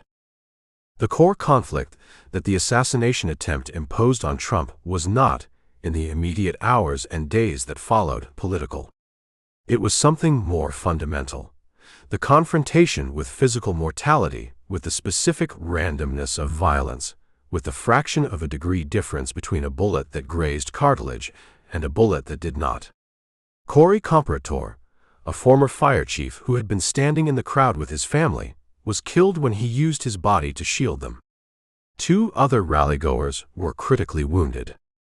The shooter, Thomas Matthew Crooks, 20 years old, a registered Republican from Bethel Park, Pennsylvania, with no clear ideological profile that initial investigation could locate, had carried an AR-style rifle to the roof of a building within the security perimeter and had been observed by local law enforcement officers who had communicated their concerns up the chain for minutes before he fired. He was killed by a counter-sniper within seconds of his first shot. The security failure was catastrophic and immediately visible. The building from which Crooks fired was outside the outer perimeter, but inside visual range of the stage. The roof was accessible. Local officers had identified him as suspicious and had been attempting to reach him when he opened fire. The Secret Service Director, Kimberly Cheadle, would resign within days under pressure from congressional members of both parties. The hearings that followed would surface a picture of coordination failures, communication breakdowns, and resource allocation decisions that the agency would spend months attempting to explain. For Trump, who had spent his post-presidency arguing that institutions were arrayed against him, the security failure carried an implication he did not leave unmade: that the people responsible for his protection had not protected him. But it was what Trump did in the immediate aftermath, in the 90 seconds between the bullet and the raised fist, that constituted the revealing action through which his character in this moment can be most clearly read. He had been shot. He was bleeding. He was surrounded by agents who were physically pressing him toward the exit ramp, urging him in the practiced language of protective detail operations to move, to leave the stage, to allow the situation to be controlled. And he resisted. Multiple accounts from Secret Service agents present, subsequently reported by journalists covering the campaign, described Trump pushing back against the effort to move him off stage, not breaking free, not disobeying in a way that created operational risk, but planting himself with the physical insistence of a man who had decided that this moment specifically required something other than departure. He wanted the crowd to see him standing. He wanted the image to be of a man who had been shot and had risen and had raised his fist and had not been carried off the stage by the apparatus of protection. Whether this was courage or performance or some alloy of the two that his particular psychology had long since rendered indistinguishable from each other, the effect was unambiguous. He gave the cameras exactly what those cameras and the people watching through them would remember. The blood on his face was not cleaned before the fist went up. The flag was in the frame. The light was still golden. Melania Trump, who had maintained throughout the years of post-presidential life a public profile of studied restraint, present at key moments, absent from others, her relationship to the campaign's daily operations kept deliberately opaque, released a statement within hours that was among the more personal public communications she had offered in years, describing the moment she had learned of the shooting and the relief of her husband's survival with a directness that those who had followed her public communications read as genuine rather than managed. She would appear at the Republican National Convention, which began 4 days later in Milwaukee for the first time in years, seated in the family box, visible to the cameras, present in a way that signaled to those who tracked these signals a recalibration of her public role in what was now, after Butler, a campaign operating in a different atmospheric register than it had been the week before. The political consequences of Butler reorganized the campaign's landscape within days. The image of Trump with his fist raised and blood on his face circulated with a velocity that the campaign's own communications operation could not have manufactured and did not need to. It appeared on the front pages of newspapers in countries that had minimal investment in American electoral politics. It was printed on shirts and flags and hats, and distributed at the Republican National Convention, which opened in an atmosphere that the shooting had transformed from a coronation into something closer to a revival. The specific emotional register of people who believe their leader has survived for a reason, whose survival confirms rather than merely continues the cause. Biden's political situation, already precarious before Butler, became untenable in the weeks that followed. On July 21st, 8 days after the shooting, he announced that he would not seek re-election, endorsing Vice President Kamala Harris and withdrawing from the race in a letter posted to social media that ended his 50-year political career in a paragraph. The withdrawal that the Democratic establishment had been pressing for and that Biden had resisted for weeks arrived now, in the aftermath of Butler, in a context that made the timing legible as something more than coincidence. The image of Trump standing and bleeding and defiant had made the contrast with Biden's fragility so visually and narratively stark that the case for his continuation had become impossible to sustain in the rooms where such cases are made. Trump received the news of Biden's withdrawal from campaign advisors while at his Bedminster Golf Club in New Jersey, and his response, relayed through the campaign's communications operation, struck the note of controlled magnanimity that he had learned over decades to deploy in moments when the situation was moving clearly in his direction. He thanked Biden for his service. He said it was the right decision. He had, in the preceding weeks, been preparing for a general election against an incumbent whose vulnerabilities were well mapped and whose support was eroding. He was now running against a candidate who had entered the race without a primary, without the vetting that primaries provide, and with a compressed timeline that gave her campaign less than 4 months to establish a national profile against the most recognizable political figure in the country. The Republican National Convention in Milwaukee, which proceeded in the days immediately following Butler, with the specific electricity of a movement that has been given a martyr narrative it did not have to fabricate, became the formal ratification of everything the Interregnum had built. Trump arrived with a bandage on his right ear, acknowledged the wound with the controlled theatricality of a man who understands the symbolic weight of a visible scar, and accepted the Republican nomination with a speech that ran to nearly 90 minutes, ranging across the expected territory of grievance and promise, but carrying within it now something that previous Trump speeches had approached without quite achieving: the cadence of a man who believes, with the totality that only a near-death experience can produce, that history has reserved something specific for him, and that the reservation has just been confirmed. What no one in that convention hall, and no one watching from the distance of political analysis, had yet fully calculated was what the image from Butler had deposited in the psychic architecture of the movement, not merely as a symbol of resilience but as something closer to myth, the kind of founding image that movements return to for decades, that gets reproduced on walls and in textbooks and in the iconography of political religion, and that carries within it, for those who inherit it, the specific and dangerous weight of a story about a man whom ordinary violence could not stop, pursuing ordinary institutions that could not contain him, toward a destination that the bullet had made to feel for millions of people watching like fate. Chapter 78. The Milwaukee Convention. He walked onto the stage with a bandage on his right ear. It was the detail that no political choreographer would have scripted, and no opposition researcher could have manufactured. And it landed in the visual consciousness of the American public with the force of a symbol that had not yet finished revealing what it meant. 3 days before the Republican National Convention opened its formal proceedings in Milwaukee, a 20-year-old gunman named Thomas Matthew Crooks had positioned himself on a rooftop in Butler, Pennsylvania, and fired a rifle at Donald Trump during an outdoor campaign rally.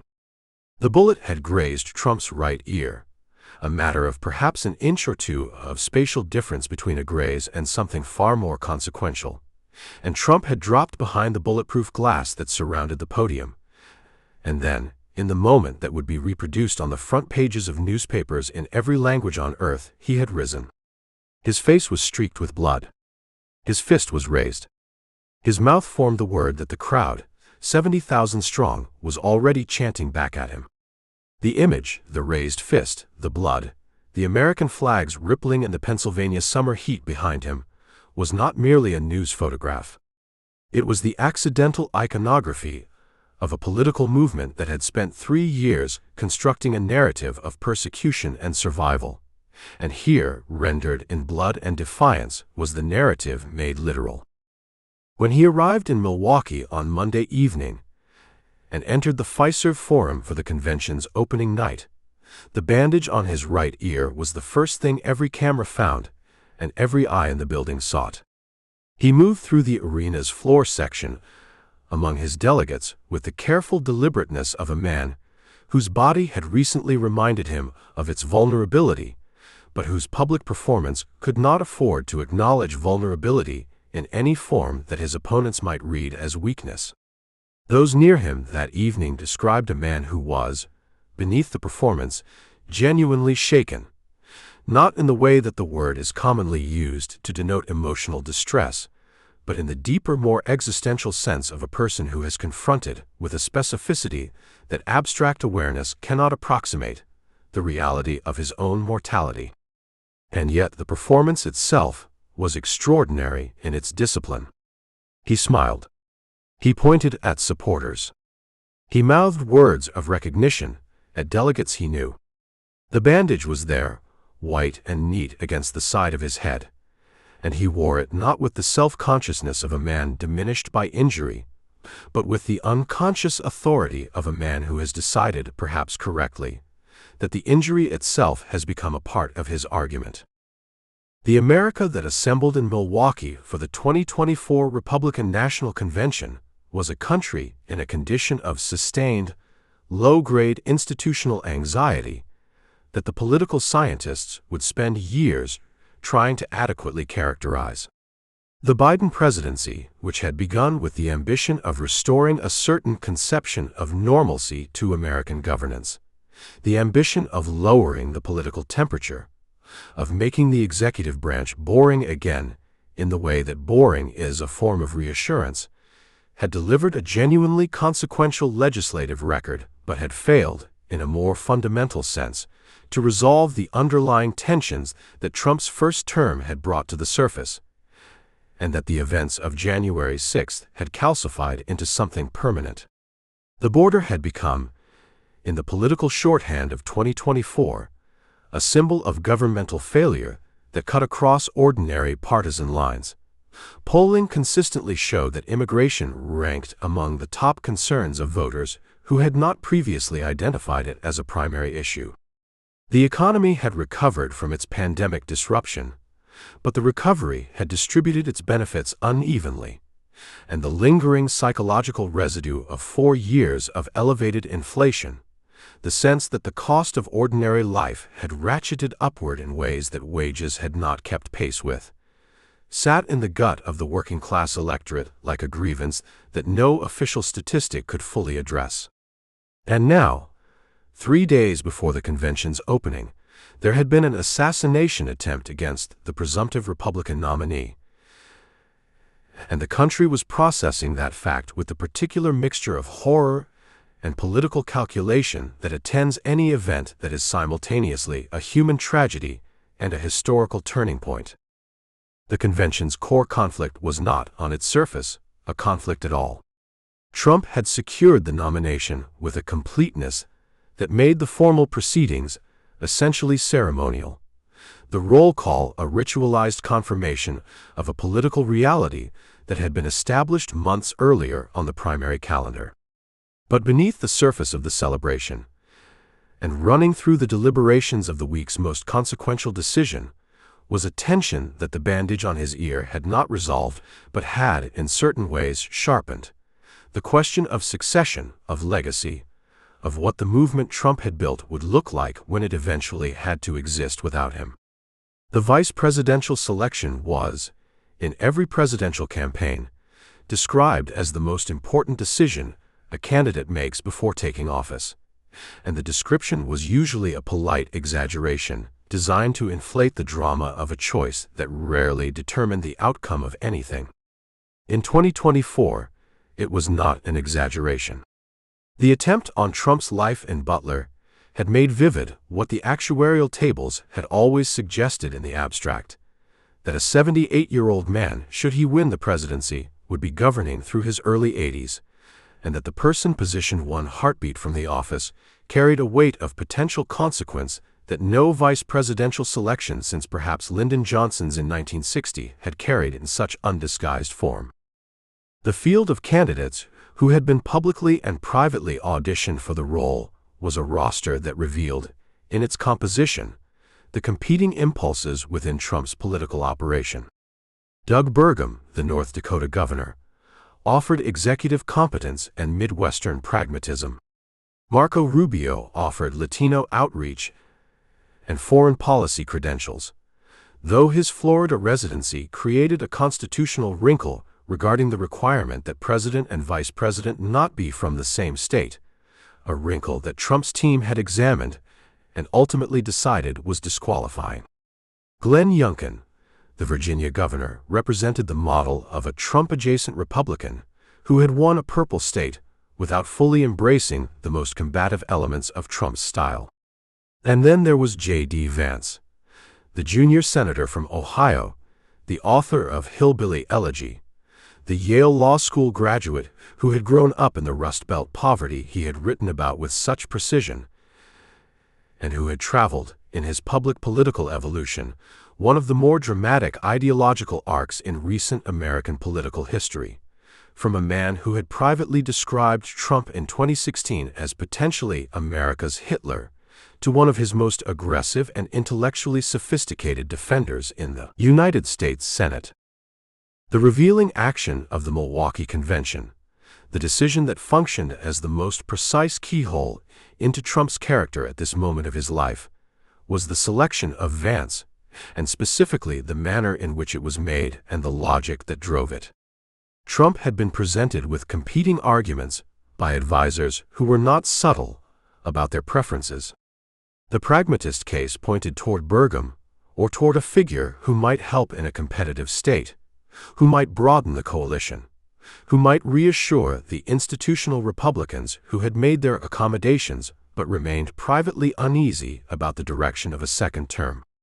The ideological case pointed toward Vance, who had not merely aligned himself with Trump, but had internalized and articulated the theoretical framework of Trump's political project in ways that Trump himself, operating from instinct rather than from intellectual architecture, had never quite managed. Vance had become, in the Senate and in the ecosystem of conservative media and think tanks that had begun constructing the intellectual scaffolding for what they called national conservatism, the most cogent translator of Trumpism into the language of policy and political philosophy. He was Trump's argument made articulate. Trump chose Vance with a decisiveness that surprised even some of those within his inner circle who had been advocating for the choice. He announced it on the convention's first day, via Truth Social, in the flat declarative style that he had always preferred for consequential communications, a style that made the momentous feel routine, as though the decision had been obvious all along and the deliberation had been a formality. Those who had been present for the final conversations described Trump as focused in his evaluation of Vance, not primarily on electoral mathematics, not on what Vance might deliver in Ohio or in the Rust Belt counties that had migrated toward Trump in 2016, but on something more personal and more revealing, on the question of loyalty, and on the related question of whether Vance, having undergone his public conversion with such completeness, was capable of apostasy. The conversion itself, which Trump's critics regarded as cynical opportunism, and Trump's allies regarded as intellectual honesty, was for Trump the relevant data point. Vance had said what he had said in 2016. He had subsequently, publicly and at considerable reputational cost to himself among the coastal professional class from which he had come, reversed himself. In Trump's personal taxonomy of political relationships, a man who had traveled that distance and paid that price had made a commitment that was not easily walked back. He was, in the vocabulary Trump applied to all human relationships, invested. The relationship between Trump and Vance, in the months leading to the convention, had solidified along lines that were intellectually unusual for Trump, who had always valued loyalty over intellectual engagement, and had operated through his first term with a certain suspicion of advisers who were too visibly smart in the ways that reminded him of the establishment credentialing he had spent his career defining himself against. Vance was credentialed in precisely that manner. Yale Law, Silicon Valley connections, the literary respectability of a celebrated memoir. And yet he had weaponized those credentials in the service of an argument that treated the institutions that had conferred them with open contempt. It was a combination that Trump found, sources close to both men suggested, genuinely interesting. Their private conversations, which became more frequent through 2023 and into the election year, ranged across subjects: trade policy, foreign policy, the mechanics of executive authority, with a depth that Trump's conversations with most political allies did not reach. Vance was not simply affirming Trump's instincts, as so many advisers had learned to do as the path of least resistance. He was engaging with them, extending them, providing the theoretical elaboration that turned instinct into doctrine. Trump, who had built his first term on impulse and improvisation, was encountering, perhaps for the first time in his political life, someone who had thought more systematically about what Trumpism meant than Trump himself had. When Vance took the stage in Milwaukee on the convention's final night, walking out to an ovation that was warm but not yet the full-throated adoration that the crowd reserved for the principal, he delivered an acceptance speech that was notable for its tonal control and its biographical grounding. The Middletown, Ohio childhood, the grandmother who kept loaded guns in her house, the cultural landscape of a working class that had been, in Vance's telling, abandoned by both parties before Trump arrived to make its grievances the center of national politics. The speech did not soar in the conventional sense. It argued. It constructed. It treated the convention audience as people capable of following a line of reasoning, rather than simply responding to a series of emotional peaks. And in that sense it was unlike almost any vice presidential acceptance address in recent memory. Trump, watching from the wings, nodded at intervals in the manner of a man hearing his own convictions return to him in a more organized form than he himself might have produced. Trump's own acceptance address, delivered on the convention's final evening with the bandage still in place, and the arena, At a sustained pitch of emotional intensity that 4 days of programmatic buildup had been designed to generate, ran to nearly 2 hours, the longest acceptance speech in modern convention history. It was, by the standards of his rally performances, unusually subdued in its opening passages, the near-death experience in Butler having apparently produced, at least temporarily, a reflective register that his supporters found affecting and his critics found implausible. He described the moment of the shooting with the narrative detail of a man who had replayed it many times: the sound, the instinct to drop, the blood on his hand when he touched his ear, the decision to rise. He attributed his survival, without apparent irony, to God.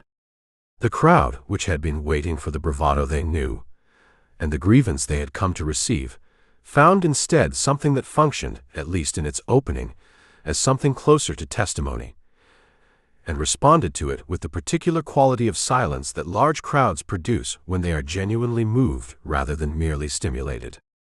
The Milwaukee convention ended, as conventions must, with the nominee departing the arena, and the delegates dispersing to airports and hotels and the long drives home, carrying with them the emotional intensity of 4 days of concentrated political theater and the practical instructions of a campaign that had 90 days to execute the final phase of its operation. The general election awaited. Joe Biden awaited, or so everyone assumed, the incumbent's position still formally intact, even as the murmurs about his debate performance 3 weeks earlier in Atlanta, where he had appeared confused and diminished before a national audience, had not so much faded as gathered, accumulating quietly in the deliberations of Democratic donors and elected officials who were beginning to ask in private and with increasing urgency a question that no one in the party had yet been willing to ask publicly. The question was simple, and its implications were enormous, and the answer to it would reshape, within weeks, the entire landscape of the election that Trump and his newly selected running mate had spent 4 days in Milwaukee preparing to win. Chapter 79. Campaign Pivot. The call came in on a Sunday evening, and by the accounts of those who were present, Donald Trump did not sit down for the better part of an hour. He paced the length of the Bedminster living room, past the photographs, past the trophies, past the framed magazine covers that had chronicled his ascent and his exile, moving in the restless, contained loops of a man who had been handed a problem he had not anticipated and was already instinctively turning it into an opportunity. Joe Biden had withdrawn from the race. Kamala Harris would be the Democratic nominee. The words landed in the room like a stone dropped into still water, and the ripples for those watching Trump absorb them were immediate and visible. He did not rage. He did not, in those first minutes, reach for the phone to call the press. He paced. He processed. And then, with the particular velocity that had always distinguished him from slower, more deliberative men, he began to talk, not about what he had lost, but about what he had just been given. The summer of 2024 was unlike any in modern American political history. The incumbent president of the United States had stepped aside under pressure from his own party, becoming the first sitting president in the television age to abandon a re-election bid mid-campaign. The Democratic Party, which had spent months insisting that Biden was vital, capable, and inevitable, pivoted within 72 hours to a choreographed coronation of his vice president. The speed of the transformation was itself a kind of vertigo. The yard signs reprinted, the fundraising emails rewritten, the talking points reversed. And for a Republican Party that had spent 18 months building its entire strategic architecture around the peculiarities of a Biden-Trump rematch, the sudden substitution required a recalibration that was both tactical and psychological. The playbook had to be torn up. A new opponent, with a new biography, a new set of vulnerabilities, and a new emotional valence within the Democratic base, had arrived at the center of the contest. Trump, at 78, was being asked to do something that had always required enormous mental agility even in younger men: to start over. The core conflict of those weeks was not, at its surface, a political one. It was a conflict between instinct and necessity, between the comfortable grooves of a campaign that had already found its rhythm and the demand for a genuinely different kind of attack. Biden had been, for Trump, an almost ideally constructed adversary, a man whose perceived cognitive decline had given the Republican case a visceral, easily communicated center. The rallies had been built around it. The crowd call and response had been built around it. The fundraising language, the social media content, the debate strategy, all of it had been calibrated to land against a man who, Trump's team argued, was no longer fully present. Harris was entirely different. She was 22 years younger than Biden. She was the first woman, the first Black American, and the first person of South Asian descent to hold the vice presidency. She carried, within the Democratic base, a sudden and electric energy that pollsters scrambled to quantify and strategists scrambled to explain. The attacks that had worked against Biden, the age, the decline, the suggestion of diminishment, were not only inapplicable to Harris. In some configurations, they were politically dangerous to make. Trump's team understood, even if Trump himself was not always patient with the understanding, that a campaign built on mockery of a 78-year-old man could not simply be redirected with the same vocabulary and the same tone at a 59-year-old woman of historic significance. The recalibration required, in the language of campaigns, a message pivot. In the language of Trump's particular temperament, it required restraint. What happened instead revealed something essential about the way Trump had always operated at the intersection of instinct and strategy, which is to say that the instinct arrived first and the strategy was constructed around it afterward. Within days of Harris' emergence as the presumptive nominee, Trump reached for a line of attack that was familiar in its structure, if not in its specific content. He went after her laugh. He questioned her intelligence. He described her, repeatedly and with evident relish, as a person of radical leftist commitments, a Marxist, he said at a rally in North Carolina, with the satisfied cadence of a man who had found the right word and intended to use it until it lost its voltage. His campaign, in the weeks that followed, released a steady stream of material focused on Harris' record as California Attorney General, her evolution on policy questions ranging from fracking to Medicare for all, and her complicated positioning within a Biden administration whose approval ratings had never fully recovered from the Afghanistan withdrawal, the inflation surge, and the immigration crisis at the southern border. The strategic logic was coherent. Make Harris own the Biden years, make her answer for the decisions made in rooms she had inhabited, make her the face of everything the country had decided, by a majority in the polls, had gone wrong. But Trump's execution was, as it had always been, erratic at the edges, careening between the disciplined message his advisers wanted and the improvisational personal attack that gave him, visibly, more pleasure. The man who most clearly shaped the strategic response to Harris' arrival was not a single advisor but a disposition, the collective temperament of a campaign apparatus that had grown considerably more professional between 2016 and 2024. Susie Wiles, the Florida-based operative who served as Trump's campaign co-chair and who was regarded by nearly everyone in Republican circles as the most quietly effective manager in the operation, became the central figure in the effort to impose coherence on a candidate who had always chafed at coherence. Wiles had worked with Trump long enough to understand something that tripped up nearly every other person who attempted to manage him, that he could not be told what to do, but he could be shown what worked. The discipline she brought to the campaign's messaging in those weeks was not the discipline of a handler managing a reluctant client.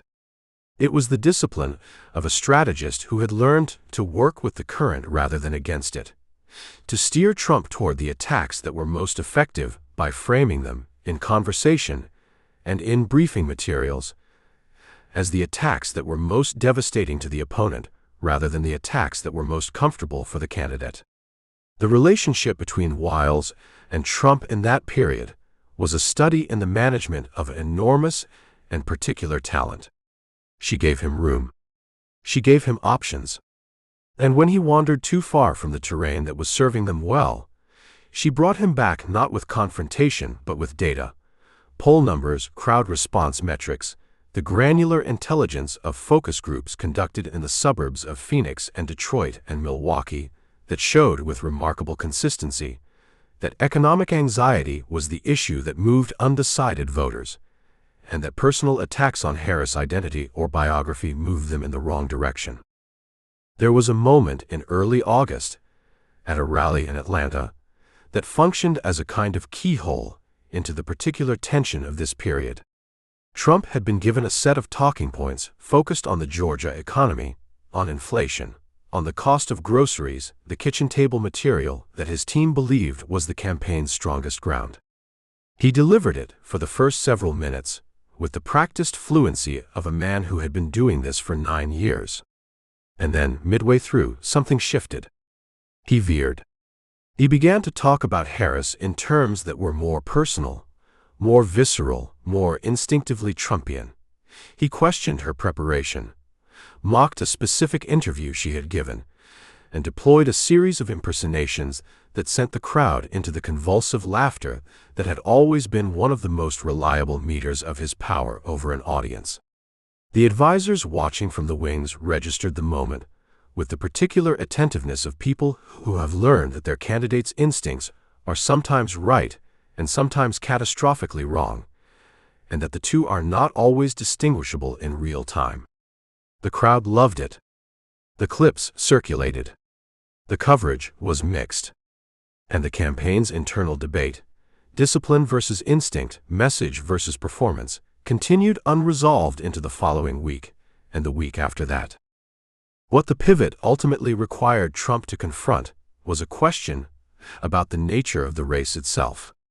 A contest against Biden had been, at its emotional core, a restoration narrative.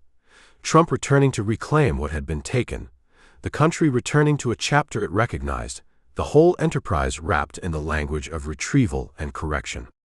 A contest against Harris was something categorically different. It was a forward-looking race, a contest between competing visions of the country's direction, and that reframing sat uncomfortably alongside the central premise of Trump's campaign. Make America Great Again was a backward-looking formulation by design. Its power derived from the implied contrast between a diminished present and an idealized past. Harris' campaign, whatever its early contradictions and positioning difficulties, was oriented toward the future, toward the historic, toward the language of firsts. To run against that required Trump to do something he had never been fully comfortable doing, to make an affirmative case for tomorrow rather than a restorative case for yesterday. Some within his inner circle argued, in the meetings of those summer weeks, that the campaign needed to reframe itself, to move from retrieval to vision, to give voters a picture of a second term that was defined by its ambitions rather than solely by its contrasts. Others argued that the base, and the coalition that had delivered him to within striking distance of the White House, had been built on the existing language, and that to abandon it mid-campaign was the kind of strategic self-disruption that lost elections. Trump listened to both arguments, and, in the manner that had always distinguished him from more conventional politicians, made no clean choice between them. He held both simultaneously, deploying the restorative language when it fired his audiences most reliably, and reaching in less predictable moments for the forward-looking register when the occasion seemed to demand it. By September, the campaign had found, if not a resolved identity, at least a functional rhythm.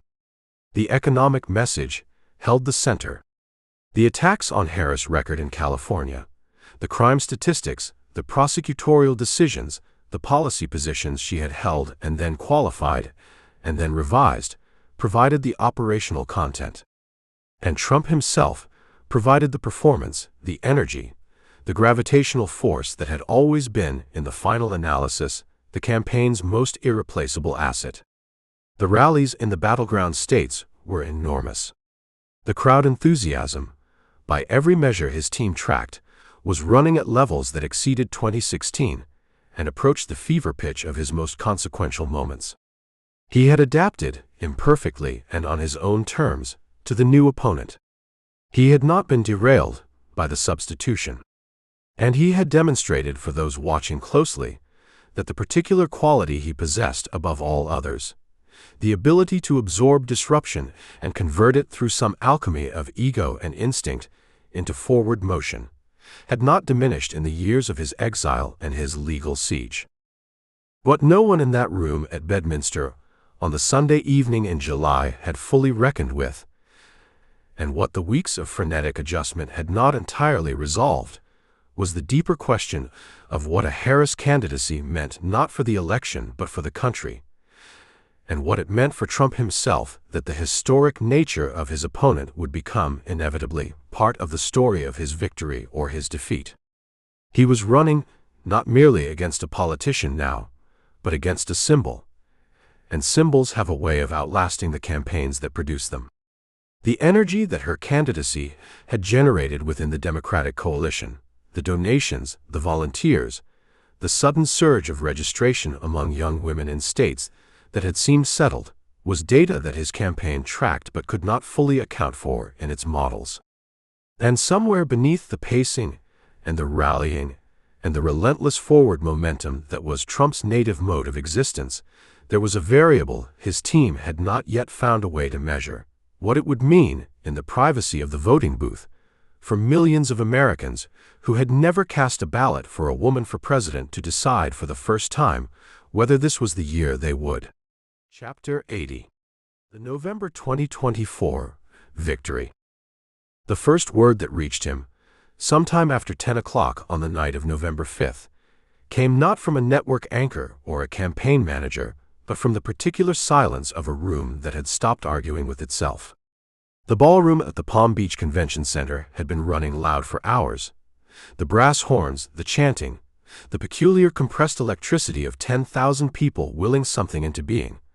But when Pennsylvania's early returns tilted unmistakably and then Georgia's, the noise transformed. It did not grow louder. It deepened. It became something more physical than sound, a resonance that moved through the floorboards.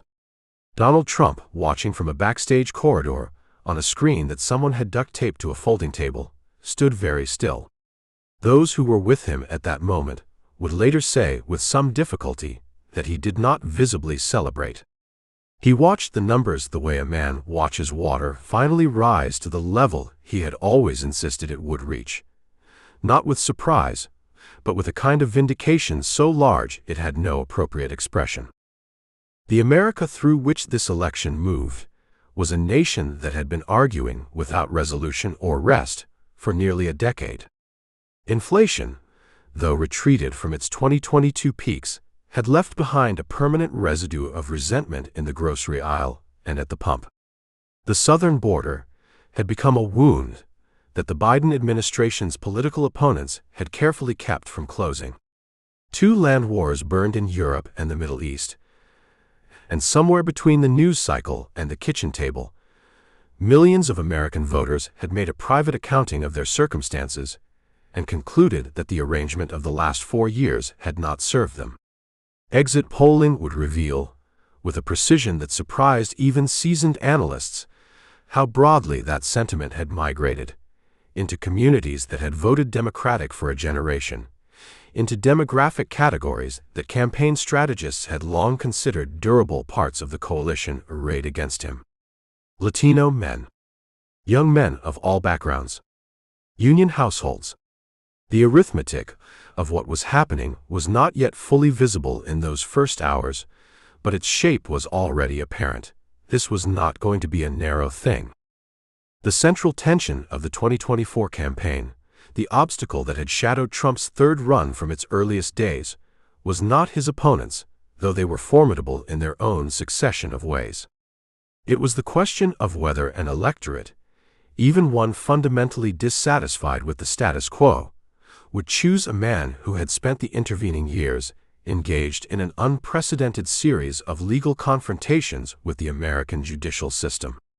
4 indictments. 91 felony counts. A civil fraud verdict in New York.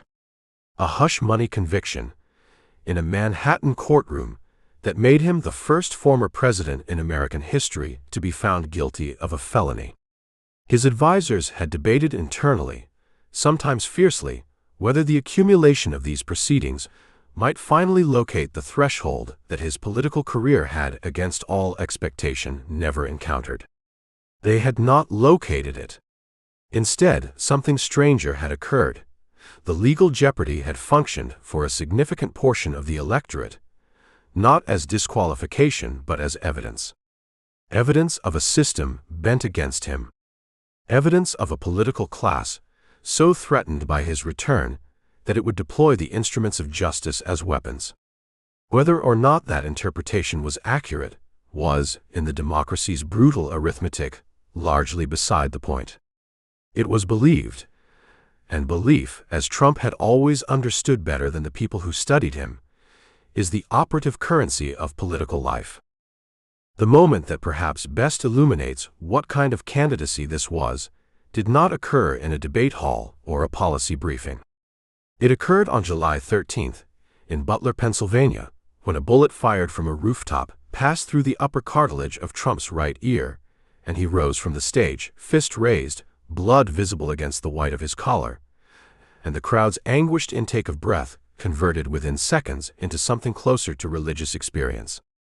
The photograph taken in that instant, arm extended, mouth open, the American flag in soft focus behind him, would become among the most widely circulated images of the political year. Trump himself, in the days that followed, spoke about it with an interpretive certainty that his campaign did not discourage. He had been spared. The word he used repeatedly was God. What is notable, from a biographical standpoint, is not the theological claim, but the speed with which he metabolized a traumatic, potentially fatal event into a narrative of purpose and destiny. That capacity, to convert catastrophe into mythology, to locate in every reversal a story that ends with his own elevation, had been the central psychological mechanism of his public life for 50 years. Butler was, in that sense, not anomalous. It was characteristic. Among the relationships that shaped the final months of the campaign, none proved more consequential than the one that surprised nearly everyone who thought they had taken the full measure of Donald Trump's political imagination. Elon Musk had spent the years since his acquisition of what had been Twitter constructing a public persona that migrated steadily from eccentric genius toward combative political actor, and his full-throated endorsement of Trump, accompanied by financial commitment reported in the hundreds of millions of dollars deployed through a political action committee called America PAC, represented a merger of two of the era's most disruptive forces. The alliance was transactional in the way that all of Trump's alliances tended to be, but it was also something more. It gave the campaign access to the information architecture of the platform itself, to a distribution network that shaped the attention of tens of millions of daily users, and to a figure whose celebrity operated in a register distinct from the political world, and therefore reached audiences that political celebrity alone could not. Musk appeared at rallies. He appeared on the platform's own spaces, in audio conversations with Trump that drew audiences measured in the millions. The relationship would generate its own controversies and its own complications. It always did with Trump. But on election night, with the returns coming in as they were, the alliance looked like exactly what Musk had said it would be: decisive. What the final returns eventually confirmed, in the early hours of November 6th, was something that the political class had persuaded itself was structurally impossible. Donald Trump had won not only the Electoral College, carrying every competitive state on the map, but the national popular vote as well. No Republican presidential candidate had accomplished this since George W. Bush's narrow popular vote margin in 2004, and Bush had won a nation at war, riding a solidarity that belonged to its specific historical moment. Trump's margin, ultimately calculated at roughly 2.3 million votes nationally, was achieved against a fundamentally different backdrop: against active prosecution, against the near-uniform opposition of institutional media, against a democratic coalition that had been rebuilt and refined over 8 years specifically to prevent this outcome. The popular vote number was not, for Trump, merely a statistic. It was a rebuke. It was evidence against the years of argument that his appeal was narrow, regional, limited, that he had won in 2016 on a technicality and governed on a razor's edge, and lost in 2020 when the country corrected its mistake. He mentioned the popular vote total in every speech he gave in the days that followed. He mentioned it the way a man mentions something he had always known was true and had simply been waiting for the world to confirm. He stood before the ballroom in Palm Beach at 2 a.m, the room still packed, the air still heavy with the compressed energy of hours of waiting, and spoke for 23 minutes. He mentioned his supporters. He mentioned the border. He mentioned what he called the most powerful movement in the history of our country. He mentioned his ear. He was subdued by his own standards, which is to say, he was more subdued than a man at a revival meeting, and less subdued than a man at a press conference. Those who had observed him across decades noted something in his affect that was harder to name. Not exactly solemnity, but a quality adjacent to it. A sense, perhaps, of proportion. He had won the thing that could not be taken from him by an injunction, or a jury verdict, or an unfavorable news cycle. He had won it more completely than he had ever won it before. What he could not have fully seen, standing at that podium with the ballroom noise rising around him, were the particular complications waiting at the far end of his own victory, the promises made to constituencies whose demands would eventually conflict, the executive authorities he had vowed to wield in ways that courts and constitutions would test with new urgency, the man he had chosen to stand beside him in the weeks ahead whose own ambitions were not simply supportive but directional, pointing somewhere that was not entirely where Trump himself intended to go. The second presidency, Reclaiming the State, 2025.